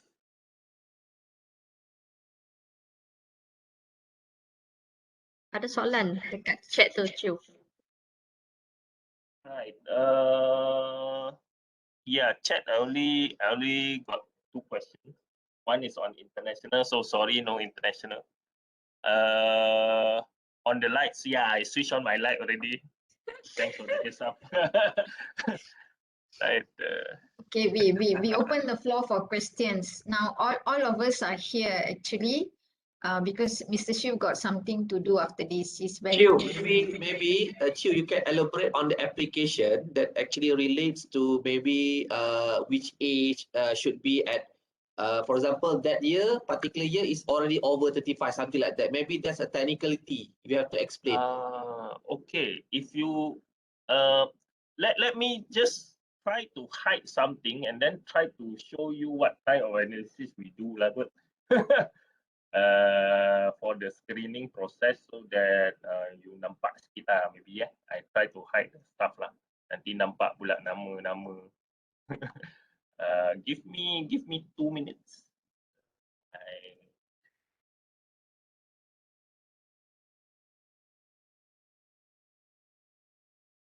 Yeah, I think I can show this. This is not much of a PNC anyway. Since I hide all the names, I hide the proposal as well.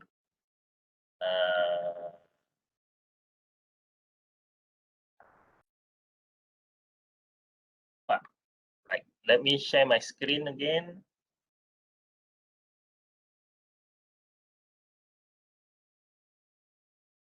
Right. So you can see that, well, sorry for the lengthy Excel sheet, right? But anyway, if you talk about technicality, right? Age is, if you are very young, there's not much of a problem. But normally, we would like someone to at least is being confirmed for the position. Basically, if you are new, right, then we probably will put you as at the back, right, at the back seat. If no one apply, then yeah, sure. Just to answer Dr. Mastura's question, is there any quota? Actually, yes, but I cannot give you a number because that actually depends on the funding that we get, right? Normally, for every 2 years, I think we got like what, 10, 15 people lah, give or take, right? Every 2 years. The technicality age, yeah, you can be as young as possible as long as you are a confirmed staff. But we didn't discourage people who has yet to be confirmed a permanent position to actually apply, because you never know how much people there's applying. And we don't want to stop that lah, basically. But then we will put you at the back seat. It is not a definitive rejection. And if you can see here, we have some rubrics that which may help you. Actually, age is one thing, right? H index, but H index actually, if you look here, we actually compare it. We do a cutoff actually, because during your PhD, during your previous tenureship in some other university, you might publish a lot, but we wanted to actually look at what's your contribution to UTM. So when we put that as a keyword, right, contribution to UTM, right? So it has to be someone at least 2 or 3 years lah, baru you can contribute, right? If you enter university in the first month and then second month you expected to contribute something, that'll be a little bit far-fetched lah. Because we actually cut off your H index based on affiliation. And actually we rank you according to percentile, according to your department.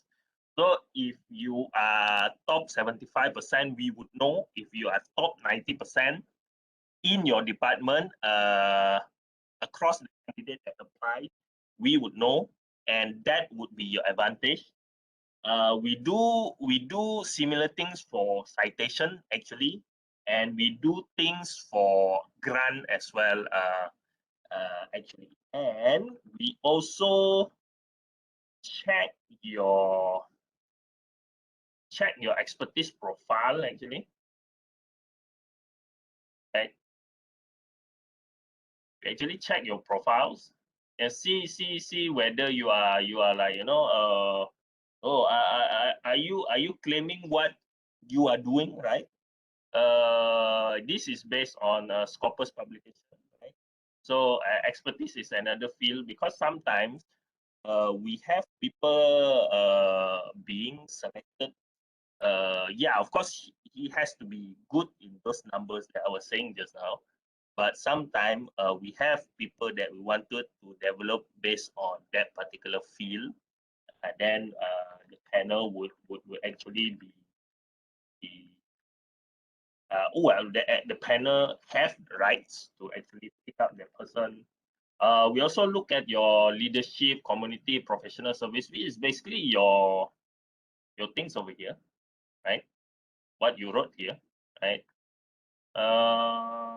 Proposal, yeah, proposal is normal, because proposal we will just evaluate as that at your FRGS, UP, and whatever. And if I may add, the form is very important, yeah. When you have only 14 places, 15 places, 15 position, and then you have 90 over application. Sometime you might forget about your Scopus ID. Sometime you might fill in your Scopus ID incorrectly. So those, unfortunately, sometime could resulted in what we call a technical knockout. So unfortunately, we have to enforce that, because we receive so many application, and I can tell you, I'm confidently 80% of the application that come into us, if I don't really look at the whether you join, when you join UTM, right? If I consider you as a person, regardless of where you publish during your last affiliation and whatnot, all of them, 80% of them are very good researchers. So which is why you need to highlight, what's your contribution in your area. We are trying to look at the well-rounded person as well, whether you do research, yes. You probably have some leadership. It doesn't necessarily need to be like leader, chairman, all those things, but at least some of the contribution in terms of NGOs and whatever, your communities aspect of it, and your professional service, be it you as an engineer, or maybe you as an educator, so on and so forth. I guess maybe that's I hope that answer whatever Prof. Adil is trying to raise.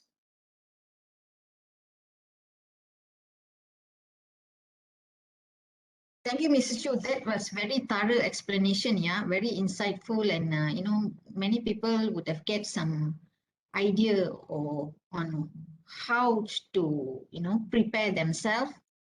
It's just a small mistake like Scopus ID. Yeah. Sometimes it also it's like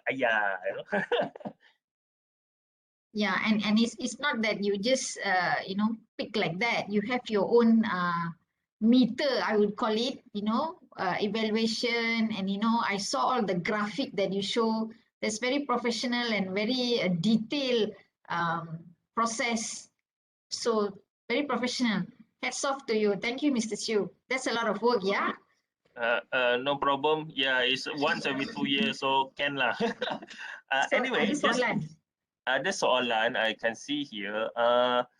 Actually, member of RG, research group leaders and also COE members, be it full member or associate members, is given a preference. I would say it's not definitive, but from time to time, actually, because member of COE, those are like automatically good researcher already. Selalunya sudah habis semua, sudah bagi dah. Whatever that we can bagi for the COE is already bagi. But now we are trying to like open for all lah. Certain priority could still be given to COE, but still, if you are good, don't bother about that so much lah.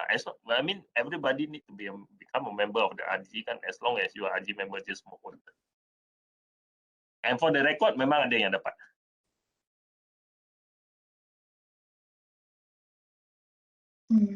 Ada apa lagi soalan?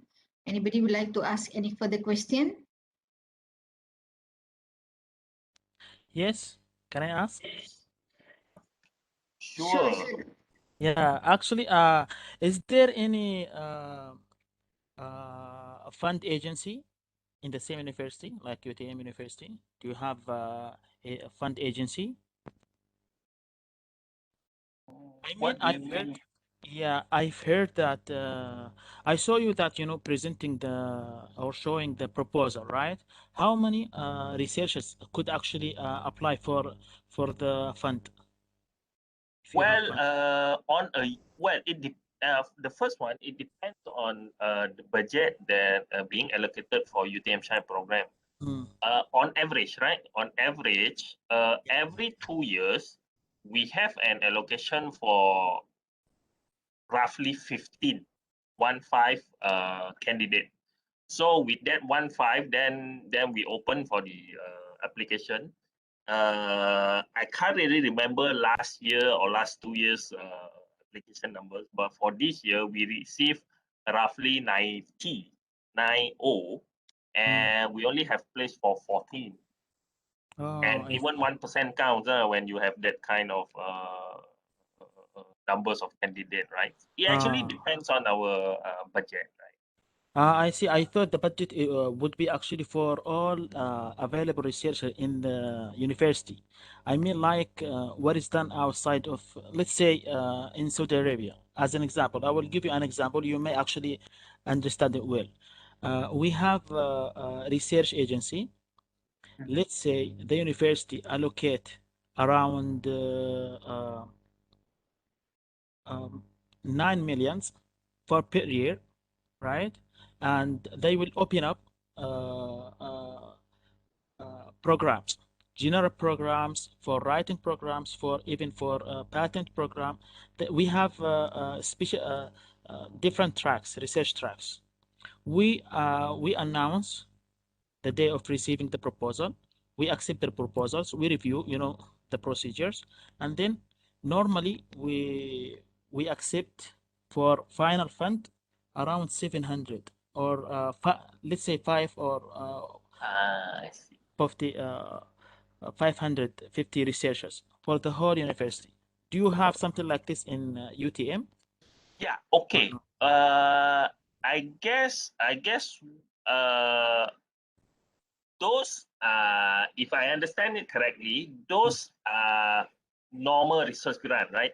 So in UTM, well, we have a lot of grant scheme, but I wanted to cover the biggest one, right?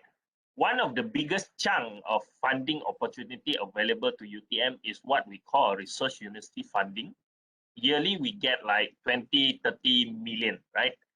With that, we have several programs actually. So UTMShine, if allocated, we have those what we call encouragement grant. we have high impact research grant, and then we have what do you call collaborative research grant, and so on and so forth. And each of that grant actually have different objective and different criteria. That's one thing. And second thing, the biggest chunk that we have is actually from our Ministry of Higher Education. The grant scheme that I can sort of remember is fundamental research grant scheme, and you have a long-term research grant scheme and whatever. Those two biggest chunk works similar to what you explained just now. One, the evaluation happened internally, the endorsement happened internally in UTM, which is the Research University Fund, because the authority is given to university. But the second thing, the Ministry of Higher Education one, the internal evaluation happened in the university. We do a first screening, and then we submit those that meet our baseline to the ministry, and the ministry have another more in-depth review on that, and then finally they will decide, okay, let's give UTM like 20 grand, and then they will give it. So the way it works in Malaysia is similar, but then again, those two are the biggest chunk. We have a lot more. We have contract research, we have Ministry of Science, Technologies, we have sometimes from Ministry of Agriculture, Ministry of Tourism. Sometimes they have these small grants, and not as frequent as two of the biggest grant that we have. Yeah, It great. is sort of similar. Yeah, I just want to actually know the type of research and the type of programs that have been offered by UTM, so we could actually in the future we could actually make some collaboration or just to transfer, the creativity and innovation some place to other place. All right. That's great. I'll just put my email there if you would like to connect us to Saudi Arabia. Yeah, you mentioned just now. Yeah. Yeah. Yeah. I will take your email inshallah later.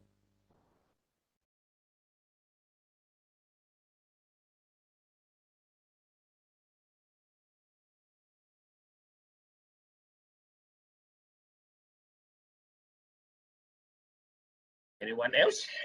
Thank you, Al Hussein.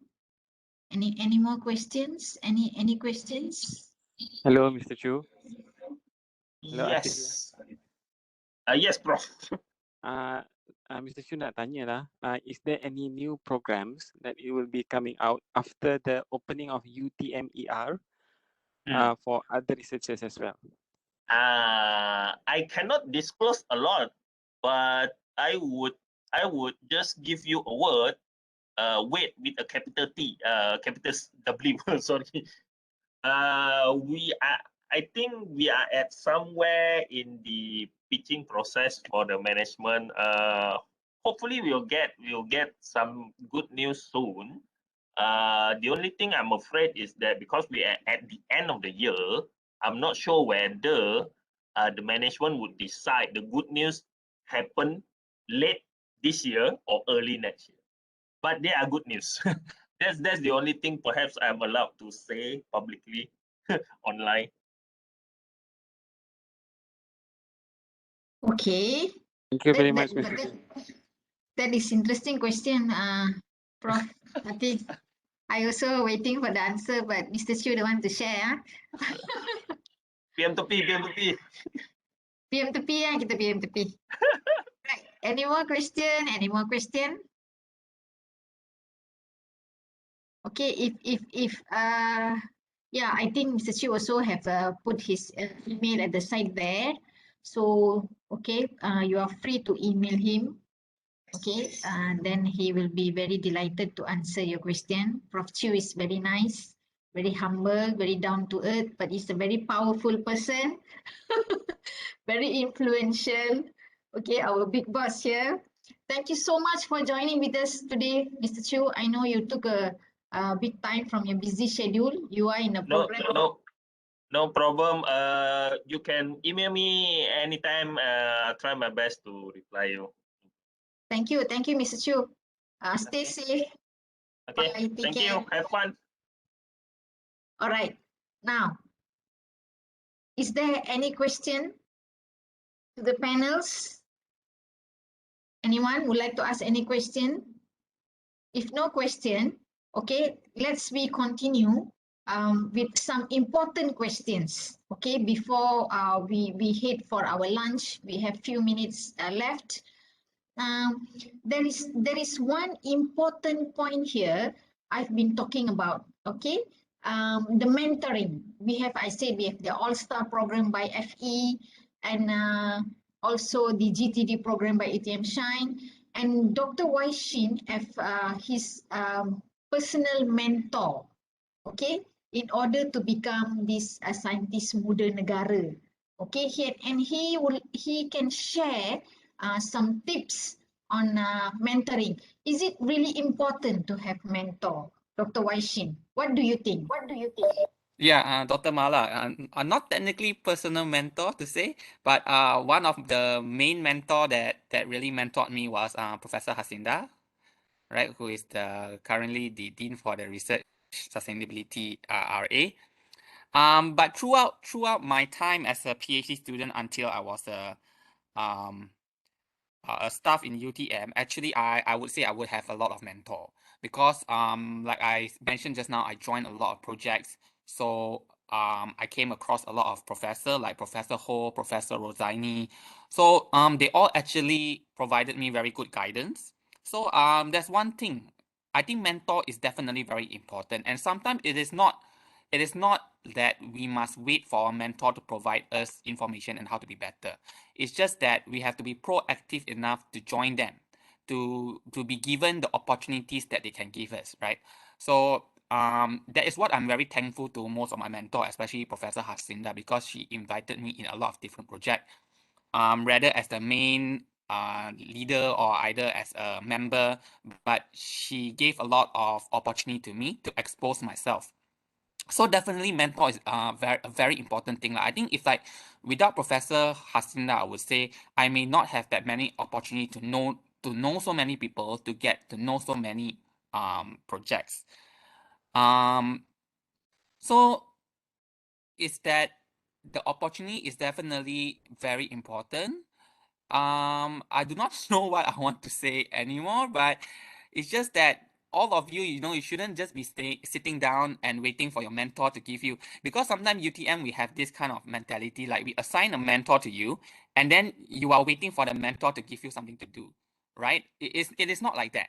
The mentor is actually very busy. They may not have the time to monitor you per se. So it is you that you need to be proactive enough to reach out to them to see how you can help them. And from there, you have to learn what that you can actually learn from them based on the way they conduct the activities, the research, and how they network with people. So that is how I learn. So to me, they are definitely a role model that helped me a lot. Yeah, Dr. Mala. Thank you. Thank you, Dr. Waishin. So throughout the your time, do you stick to one mentor or you have a few other mentor? Because to say per se, they are not exactly assigned as my mentor. Like Prof. Hasinda was my PhD supervisor. So naturally, after completing my PhD, when I entered UTM, we were in the same research group. So we do a lot of projects together. And the good thing that I like about Professor Hasinda is she kind of don't have that distinction, like she's a very big professor and you need to always like respect her to the sense that you don't dare to say anything. So we are very friendly and we can just share everything, so it's easy for us to discuss. So these are some of the good criteria that you may want to seek for a mentor. But again, right, the mentor will not open up to you if you don't open up to them. Okay. Yeah. That's a very important tips that you shared. Thank you very much, Dr. Waishin. Okay. Welcome. And then maybe we have other issues Dr. because Mala, can I chip in with the mentorship? Yeah, sure. Yeah, I think mentor, like Dr. Jose, is very important. And I actually don't have like what Prof. Fadil said in the beginning of the forum today. Like they didn't have fellow mentor. Like there's no specific programs arranged for us. I mean our age people with when we were young, we didn't get to being assigned former mentors. So we have to find our mentors ourselves. So what we do is like join project and see somebody's good, so we just keep learning. Senyap-senyap di belakang, dia tak tahu pun. But that we stick to the project, we help with the mentors. By helping the mentors, we learn. Although people that say dikulikan, like the mentor use you to do their project. It's not actually that way. You have to see in the way that you actually being given free lessons. Okay, by helping the mentor, by working with the mentor, you are given free lessons that you can't get from any courses. I actually don't believe in leadership courses. I actually don't believe in a lot of courses. I believe in on-job training. Is that you want to learn something, you want to be good, you stick to somebody, you learn from that somebody. I work with Prof. Naomi. I learned a lot from her. I work with Prof. Ho. I learned a lot from him. I work with Prof. Hairia. I work with Prof. Rosairi. I work with all these great people, and I'm willing to spend time and I'm willing to learn, and that's how we get the mentors and we get things from them. The network, the knowledge, the skills, everything, and the attitude as well. Okay, thank you, Prof. Fatin. But do you take them as mentor through official program? Or No. How do you approach? Can you explain to the young lecturers how do you start break the ice? It's not actually breaking the ice. Actually, they ask me to do something. It's like when when a project leader needs to find project members, so they were like looking for people to help them with their project. I'm like, okay, I could give it a try. I can help. I can try. And so along the way, you show that you actually want to learn, you want to contribute, you want to work. And so then you tag along with them, and they bring along you with them for whatever the programs they are doing in the discussion, everything. And that's how you keep learning. You get them as their unofficial, get them as your unofficial mentor. It's we as mentee, we have to be proactive. We can't wait for them to say, come on, let's go. It's like, you want to join, you want to learn. It's not like that. It's like we have to actually show ourselves that we are worth to do something, that we are willing to help, that we can join them. And so while we work for them, we actually learn from them. So it's a two-way thing. It's not like we expect them to help us, but we're not helping them in anything. Okay, thank you, Yeah, thank you. I would like to add on. Yeah, I would like to add on is that one way to look at it, some people may think like, oh, they asked me to do work, so like I dikulikan, as Prof. Fatin says. So it's not like that. But that is one thing. Another thing is some of us, we may feel like, we don't dare to take the challenge. Like they asked me to join a project, I don't think I'm good enough, or I don't have that experience. But the thing that we have to remember is the moment they seek us, which means we should already meet a certain criteria or expectation that they want. And the thing is, if they invite us into their project, I don't think they would expect like you to lead the entire thing or something without giving you any form of guidance in any way, right? So don't be afraid. Don't be afraid. Just if there's opportunity, someone asks you to join the project, so just join in and learn from there, right? And sometimes don't be afraid to make mistake as well, because sometimes we do learn from our mistake too, and that is where the mentors, not official mentor, but they will actually give us some opinion lah. Tapi kalau sometimes kena marah itu kena ambil lah. Right? You know what I mean? We have to accept it and learn from there. Baru sayang lah, kena marah tu sayang. Kalau dia tak kisah, dia tak akan marah. Kena marah je lari Ramai lari lah. Jangan hati tisu. Marah pun teruskan. Teruskan. Okay, since we're talking about marah and the teruskan and all this thing, these are the emotions and the work balance, work-life balance. So we would like to hear from Prof. Sharifah regarding this. How can she balance her work, her personal life? And for your information, Prof. Sharifah got the title of professor as early as 34, while most of us are struggling with our marriage and kids and pregnancies and going delivery, running around the little kids. So maybe we can jump to this topic on how to balance our personal life, our career, our research. Because undoubtedly, when you do research, you have to spend a lot of time, especially when you are writing. We might spend the nights, writing and, things like that. Prof. Sharifah, are you ready to share with us regarding this? Yeah, thank you again, Mala. So basically, talking about work and life balance, I would say one of the important skill that I guess all of us have to learn, memang kena belajar lah, terpaksa juga nak ke tak nak, is time management lah. So time management is very very important for all of us. So contohnya one of the good principle is the Stephen Covey 4 quadrant. I believe maybe some of you have heard about the 4 quadrants Stephen Covey, and which is yang ada 4 quadrant tu, ada urgent, important, not urgent and not important. Yeah, so when we have too many things, yeah, so lagi-lagi lah 5P, 7P, sekarang ni saya tak tahu berapa banyak P kita ada. PDR lagi. Then ada family, yeah, you have family, and then WhatsApp now is like a never ending job lah. You get a new task even tengah malam kadang-kadang, even weekends, so there are no rest sometimes, yeah. So in my opinion, when we have too many tasks, we have to learn how to prioritize. Prioritization is important. We have to know which one is important, which one is urgent, and kalau boleh, we do those are important before it become urgent, yeah. And those that are not urgent as well as not important are those that we should try to reduce. Ya, contohnya katakan check Facebook, benda-benda lain tu, then those are the thing that we have to sacrifice lah. So talking about families, in my opinion, families are very very important. I'm also a very family person. I have 2 kids, seorang 5 tahun, seorang lagi 8 tahun. Yeah. And like Dr. Mala said, I have the same struggle like all the mothers here. Where it's not easy, yeah, it's not easy. Waktu kita single dulu, belum ada anak, that was the time you can say that saya buat kerja kadang-kadang sampai malam pun tak apa kan. Tapi when you have families, when you have kids, you have to prioritize.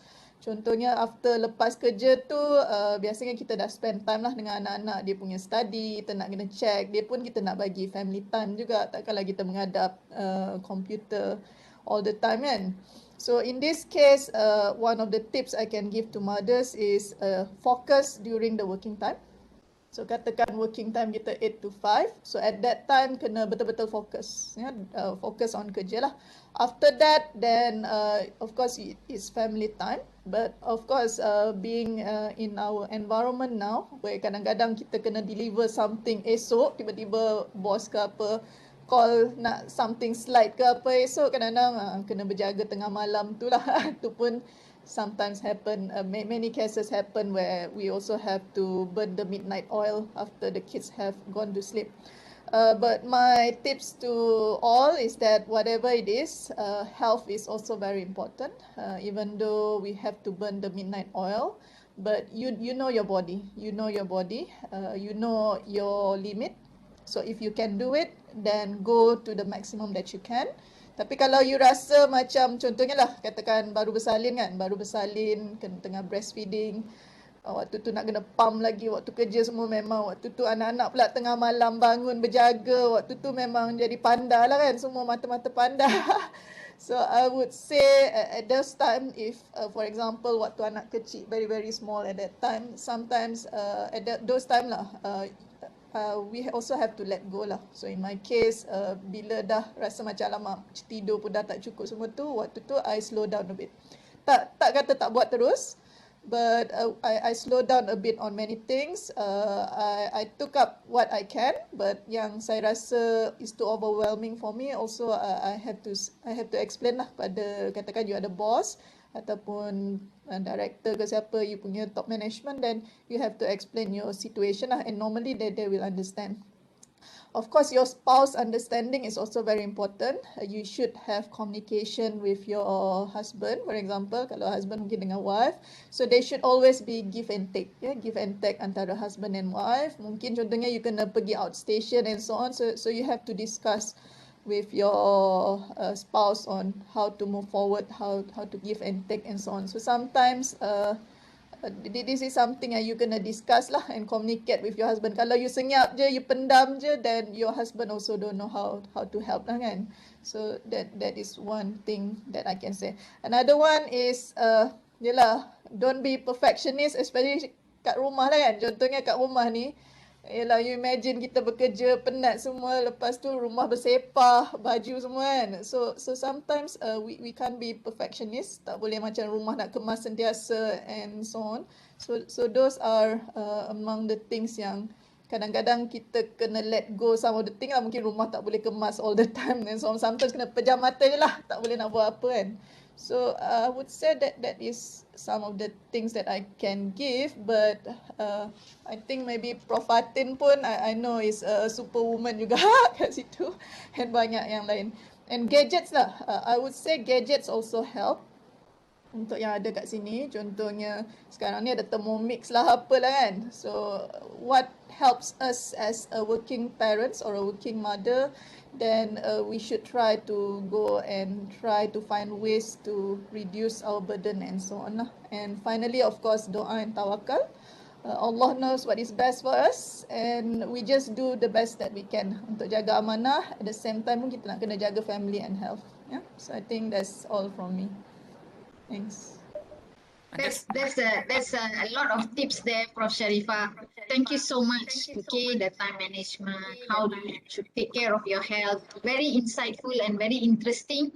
I think we have to talk more about this, yeah, in another program, because we are almost 1 o'clock, even though I have many questions to ask you, because to me, you are highly prestigious and highly successful woman. So many things that we can share from you, especially gender kan, gender balance pun ada isu juga di situ. Tapi kita tak sempat hari ini, tak macam tak cukup banyak sangat pengisian. And keep inspiring us, Prof. Sharifah. And I think talking about inspiring and the motivation, maybe we can ask Dr. Siti. Yeah? Dr. Siti is also a very influential person.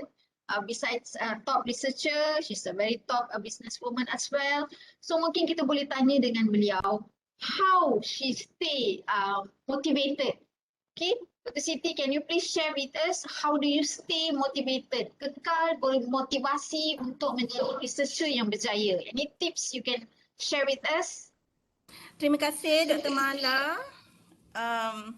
Cakap pasal tips ni, saya rasa orang lain semua ada tips dan ada pegangan masing-masing. Tapi untuk saya ingin share, I would like to share my prinsip sepanjang jadi pensyarah. Okay. Jadi macam mana kita menghadapi keadaan waktu kita motivation down. Macam mana untuk kita mencapai apa yang kita nak. Okay, kita sebenarnya dah boleh imagine kita nak jadi sukses dalam bidang apa, macam panel-panel dah cakap tadi, adakah dalam commercialization ataupun dalam management atau dalam consultancy. Okay, kita dah boleh imagine dari sekarang kita menuju ke arah mana. But for me, I have this principle. Okay, 3 perkara yang selalu saya pegang sepanjang menjadi pensyarah. Jadi saya sentiasa pastikan saya tidak down, tidak rasa low motivation. So yang pertama adalah the desire to achieve KPI. Okay, itu nombor 1. Kerana saya sedar UTM pay my salary. Okay, this is my rezeki untuk saya dan anak juga kan. So it's fair actually for UTM to ask us to do our best to achieve our KPI. So jangan merungut untuk achieve KPI. KPI banyak ke? Ini adalah kita punya tanggungjawab, ya. Okey, mungkin sebab saya Dr. Mala, sebab saya sendiri seorang CEO company, ya, atau managing director of my own company. I have my staff. Jadi saya lebih empathy terhadap management. Saya tahu macam mana management atau dalam konteks kita UTM memerlukan staff dia untuk achieve KPI. Jadi saya rasa lebih empathy lah. Okay, so myself as UTM staff, I try my best to achieve the KPI. Okay, itu nombor 1, the desire to achieve KPI.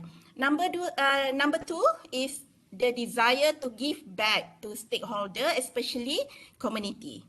Okay, so saya aware yang dapat pergi PhD ditaja hampir 500,000 if I'm not mistaken oleh UTM atau government. Jadi kita balik dapat gelaran doktor, dapat PhD dan tak semua orang dapat dapat pengalaman itu, dapat menerima beasiswa untuk melanjutkan PhD tersebut. Dan bila kita balik, kita diberi kebebasan untuk berkreativiti oleh UTM especially ya. UTM ni the best university yang memberi kebebasan untuk kita membuat research yang mana kita nak ya. Tak semua universiti lain macam UTM. So I am very grateful to be in UTM, dan atas kesedaran inilah I want to give back to community. So kita punya ultimate aim sepatutnya untuk give back, okay? Instead of kita I want to share, instead of kita selalu fikir nak apply grant, kita for me, I intend to give grant to others. Macam tu. Jadi macam Dr. Mala cakap, tangan yang di atas lebih baik daripada tangan yang di bawah, kan? Memberi lebih baik, kan? Jadi itulah kita sentiasa ya. Yang nombor 2, saya selalu fikir kita give back to others. Okay, yang ketiga adalah strive to do what we love. Ini setiap hari kita kena berusaha untuk mencari jalan membuat apa yang kita suka. Sebab bila kita dapat buat apa yang kita suka, kita macam ada power untuk buat sesuatu itu dengan lebih berjaya. Okay, so kita mungkin bila pensyarah muda baru balik PhD, kita tak straight away can get whatever we want to do ya. Mungkin kita kena macam Dr. Waishin ya, Dr. Ho share tadi. Okey, dia banyak berguru, banyak mentor. Ada setengahnya mungkin kita tak berapa minat, tapi kita banyak boleh belajar. So, tapi setiap hari kita kena tanya diri kita apa yang kita minat. Kerana sebagai PhD holder, kita sebenarnya profesional. Kita adalah seorang yang bukan calang-calang. Dalam merendah diri tu kita sedar diri jugalah kita ni berpelajaran tinggi ya, dan negara bergantung kepada kita. So, kita sebenarnya perlu gembira, happy buat apa yang kita buat. Jadi kita akan ada perseverance, kita ada grit waktu ada problem. Sebagai contoh, COVID menyebabkan saya terpaksa menutup HQ saya di Bandar Baru Kangkapulai ya, dan menutup semua spa service dan memfokuskan, tukar business model semua, fokus kepada online marketing sahaja dan outsource kepada marketer. Okey, keberanian untuk menutup, tebal muka, kawan-kawan mesej cakap sedihnya tengok HQ City kena tutup. Baru letak signboard mahal, kena tutup sebab COVID. Kita tak tahu pasal COVID tu kan, kita tak boleh jangka. Tapi rupanya kita ada pelangi selepas hujan, something like that. So, tapi disebabkan bisnes ni adalah sesuatu yang saya sangat suka, okey, jadi saya ada cahaya, sedikit cahaya waktu dalam kegelapan tu. Alhamdulillah kerana melakukan perkara yang dicintai, disukai, boleh survive, boleh strive waktu ada masalah besar. Jadi itulah saya, akhir sekali saya ingin memanggil, saya ingin mengajak semua pensyarah-pensyarah muda terutamanya, sentiasa fikirkan yang diri kita ini adalah amat berharga kepada UTM dan negara. Fikirkan apa kita nak buat ni, rasa macam eager sangat, bangun tidur, apa nak buat ni kepada orang, apa nak bagi kepada orang. Kita bukan hanya follower saja. So setiap hari fikirkan apa yang kita nak buat. Meskipun kita ada mentor atau coach, tapi kita kena ada special terhadap diri kita tu. Okey, apa yang kita nak achieve. Okey, itu saja Dr. Mala, terima kasih. Thank you so much, Dr. Siti. We hope your talk has shed some light to all our viewers.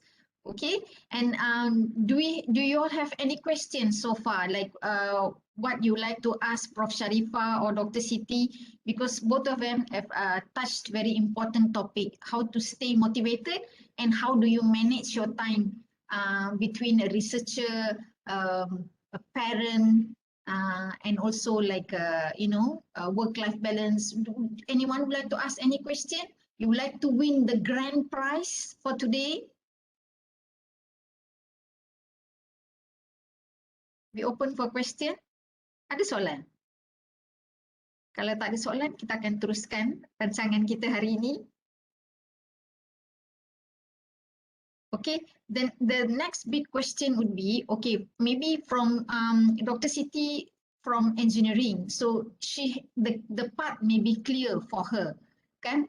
okay, the research, the citation, the publication, and also she can come up with a product based on the engineering experience. But how is the environment like for social science? So that's why we have satu UTM expert hari ini bersama kita daripada social science. How can we shine, Prof. Fatih? Can you give us some tips? If you are from another field, how can you shine from like publications or indexing and this kind of commercialization or your community work? How do you channel? Is it possible to highlight to us now? Okay, thank you, Dr. Mala. I think because I see there's not actually participant for social sciences, so I don't think I want to talk about from our side because it's not really relevant to the participant. I would just say how to work with social scientists. I would say how engineering work with social scientists. I think that would be more relevant to the audience. But before I go into that, I just want to say social sciences saya minta maaf kalau yang terasa, okay, but social sciences people has always been looked down by in UTM overall, because UTM is an engineering university, and so we were like as a very small part, we always been said like beban kepada ranking university, beban dulu lah 10 years ago, not now, 10 years ago kita selalu cakap jadi beban kepada ranking university, beban, it's like apa they have to carry our KPIs to move on, beban kepada RU, beban. So we've been given that kind of sentiment for many years.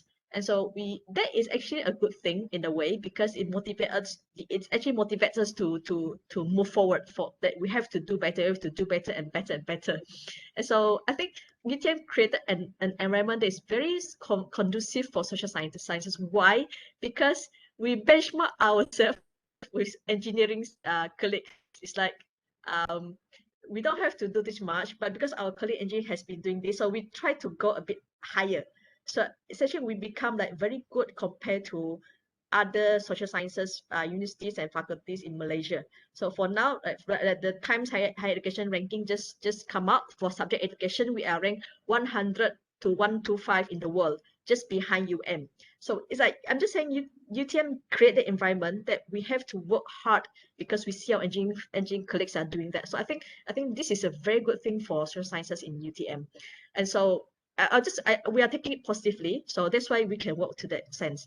Now working with for engineering, now we have to integrate people, saying that we have to have transdiscipline, we have to interdiscipline, so not just engineering, but engineering has to work with social sciences. I think that's true. And how to work with social sciences? Okay, orang selalu kata orang Sarawak ni suka bebel, suka membebel. So it's like we talk a lot, we talk too much, we write too long, we talk about theory a lot. So this is actually a lot of how people see social sciences. And so it's a bit like we have to learn to communicate with each other. I've been working with engineers for more than 10 years. And so I know how to talk to engineering friends. When we talk to engineering friends, we have to be more concise, cut all the theories, just a little bit of the theories, and make sure they can see the application. So I think this is my role. And for the other side of the role, for engineering to work with social sciences, it has to be like what can the social sciences can contribute to the project. They have to see the contribution. If not, they would it's like social science is the sidekick of the project, so they don't feel that they need to be part of the project. So let them see the importance of it, so that we can work together.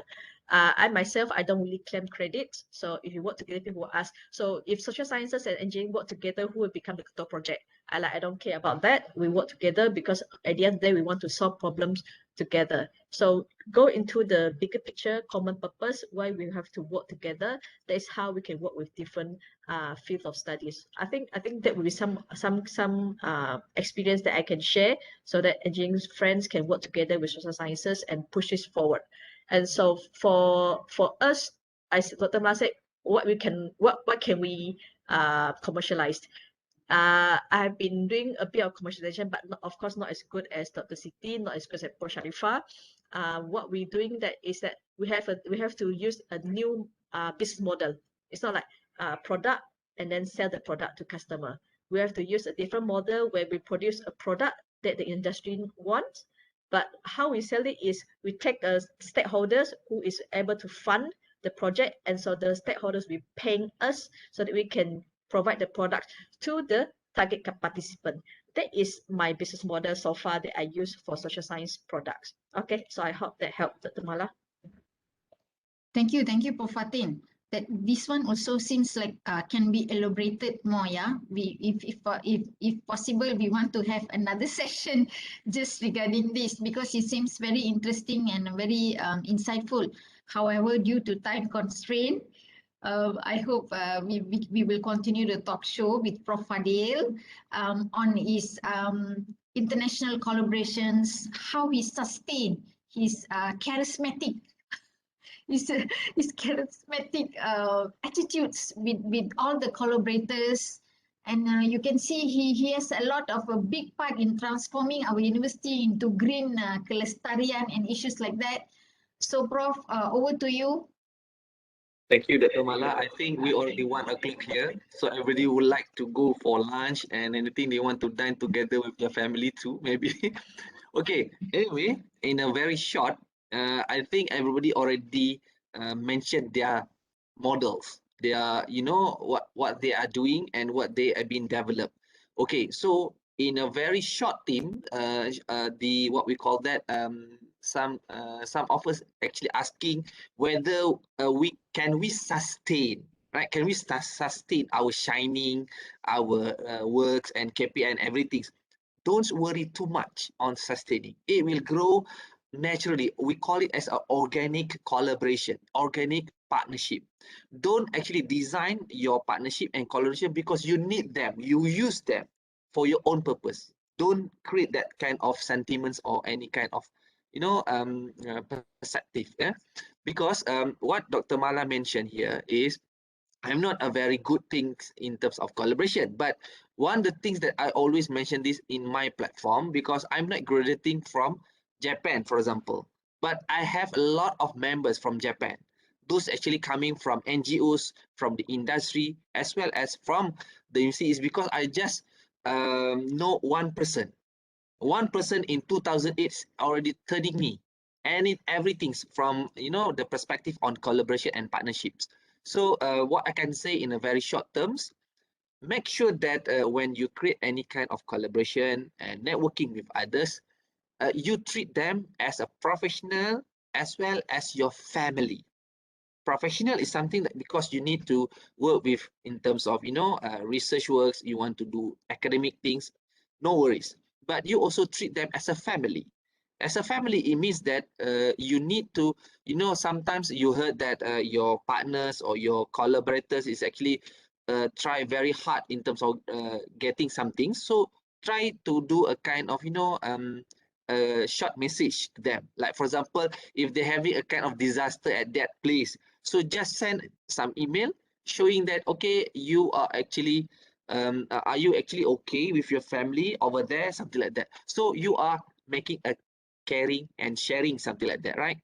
Another one that we in UTM already have a core value of ISAS.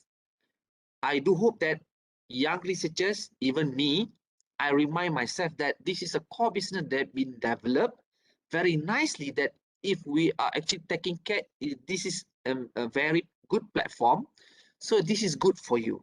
It means that even you don't know this kind of guy, collaborators out there, even they are coming from China, they are coming from India, whatever it is, if you are actually use this kind of core value of ISAS, the last one, the words of the sustainability, you know how to work on that. And I'm very lucky because, for example, in this platform, in this webinar, I saw Dr. Rosetta over here. Dr. Rosetta is actually always sharing with me some kind of the difficulty in order to reach certain groups, certain individual, for example. But we actually making, because I listen to her, and also we actually discuss together. So that's the important things, having good partners, good mentors, as well as don't treat them as something like it's only because to want to achieve KPIs. This is because we want to achieve as a family matters. So as a family, you are actually caring. You care each other. So I think this is the thing I can share because time running out. So pass back to you, Dr. Mala. Thank you, Prof. Fadil. Thank you so much for sharing some time, sharing a very informative talk with us, Prof. Fadil. Now, I think time has come to wrap up. It is already almost 1:10 today, and we will just wrap up. And for this, I will just go one round. All the panels are invited to just give one line of advice to UTM young researchers. Shall we start from Prof. Fadil? Because I'm sure he has a lot in his heart to pour out. Prof. Fadil, just one line for all of us today. Okay, so what my very short sentence statement here to all of you. Please, like Dr. Siti already mentioned about empathy, right? So be sure that you are doing a very good.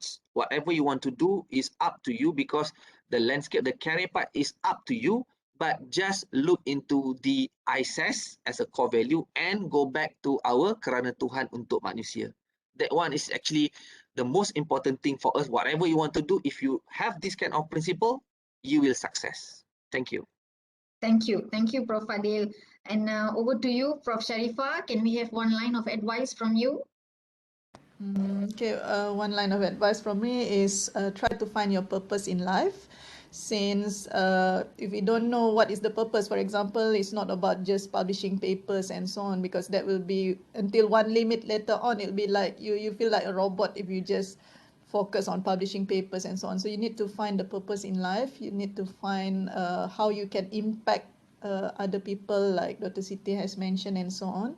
And always be proactive instead of reactive, and try to learn as much as possible from everyone. Yeah, so that's all. Thank you, everyone. All the best. Thank you, Prof. Sharifah. That was so sweet. Thank you so much. And then Dr. Siti, are you still around? Can you one line for all of us here today?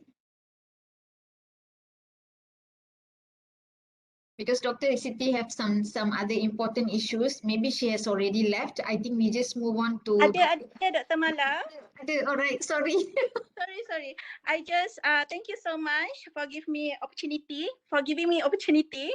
untuk cakap sikit lagi. Just be confident kerana kita adalah actually professional, kita adalah PhD holder, kita boleh katakan pakar dalam bidang kita. So semua orang boleh berjaya. Saya selalu fikir kalau saya yang biasa-biasa ni boleh berjaya lah, boleh kata berjaya. Orang lain lagi pandai dekat UTM ni. Mesti jauh lebih berjaya.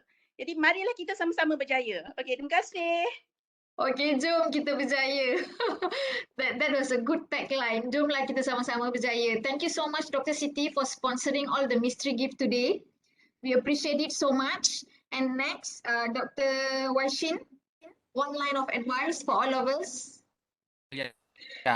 So I think one thing is do not give up. I believe all the panels here also, we definitely have faced failure in a certain part of our career, but do not give up. Sometimes if you don't try, then you totally will not get it. But if you try, then at least you will get something, right? So yeah, that is my advice. Thank you. Keep trying. Thank you, Dr. Waishin. And let's hear from Prof. Fatin. One line for all of us.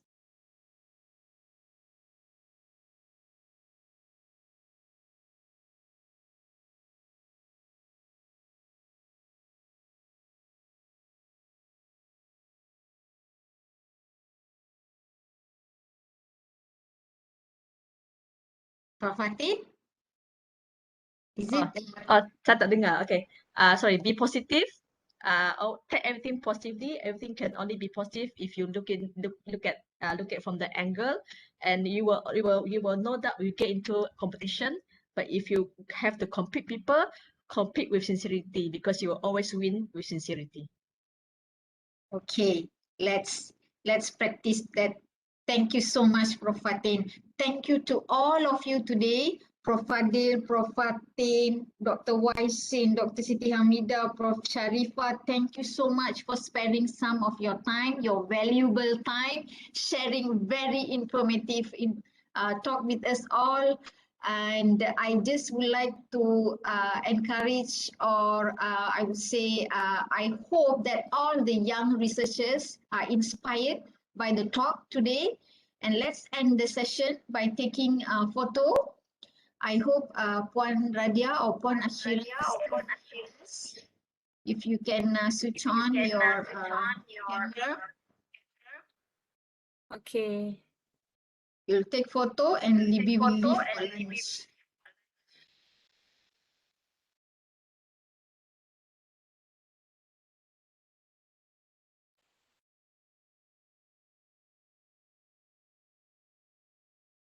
And thank you so much to all the participants for staying and sticking with us, even though it's already 1 o'clock. So sorry that it was so dragging.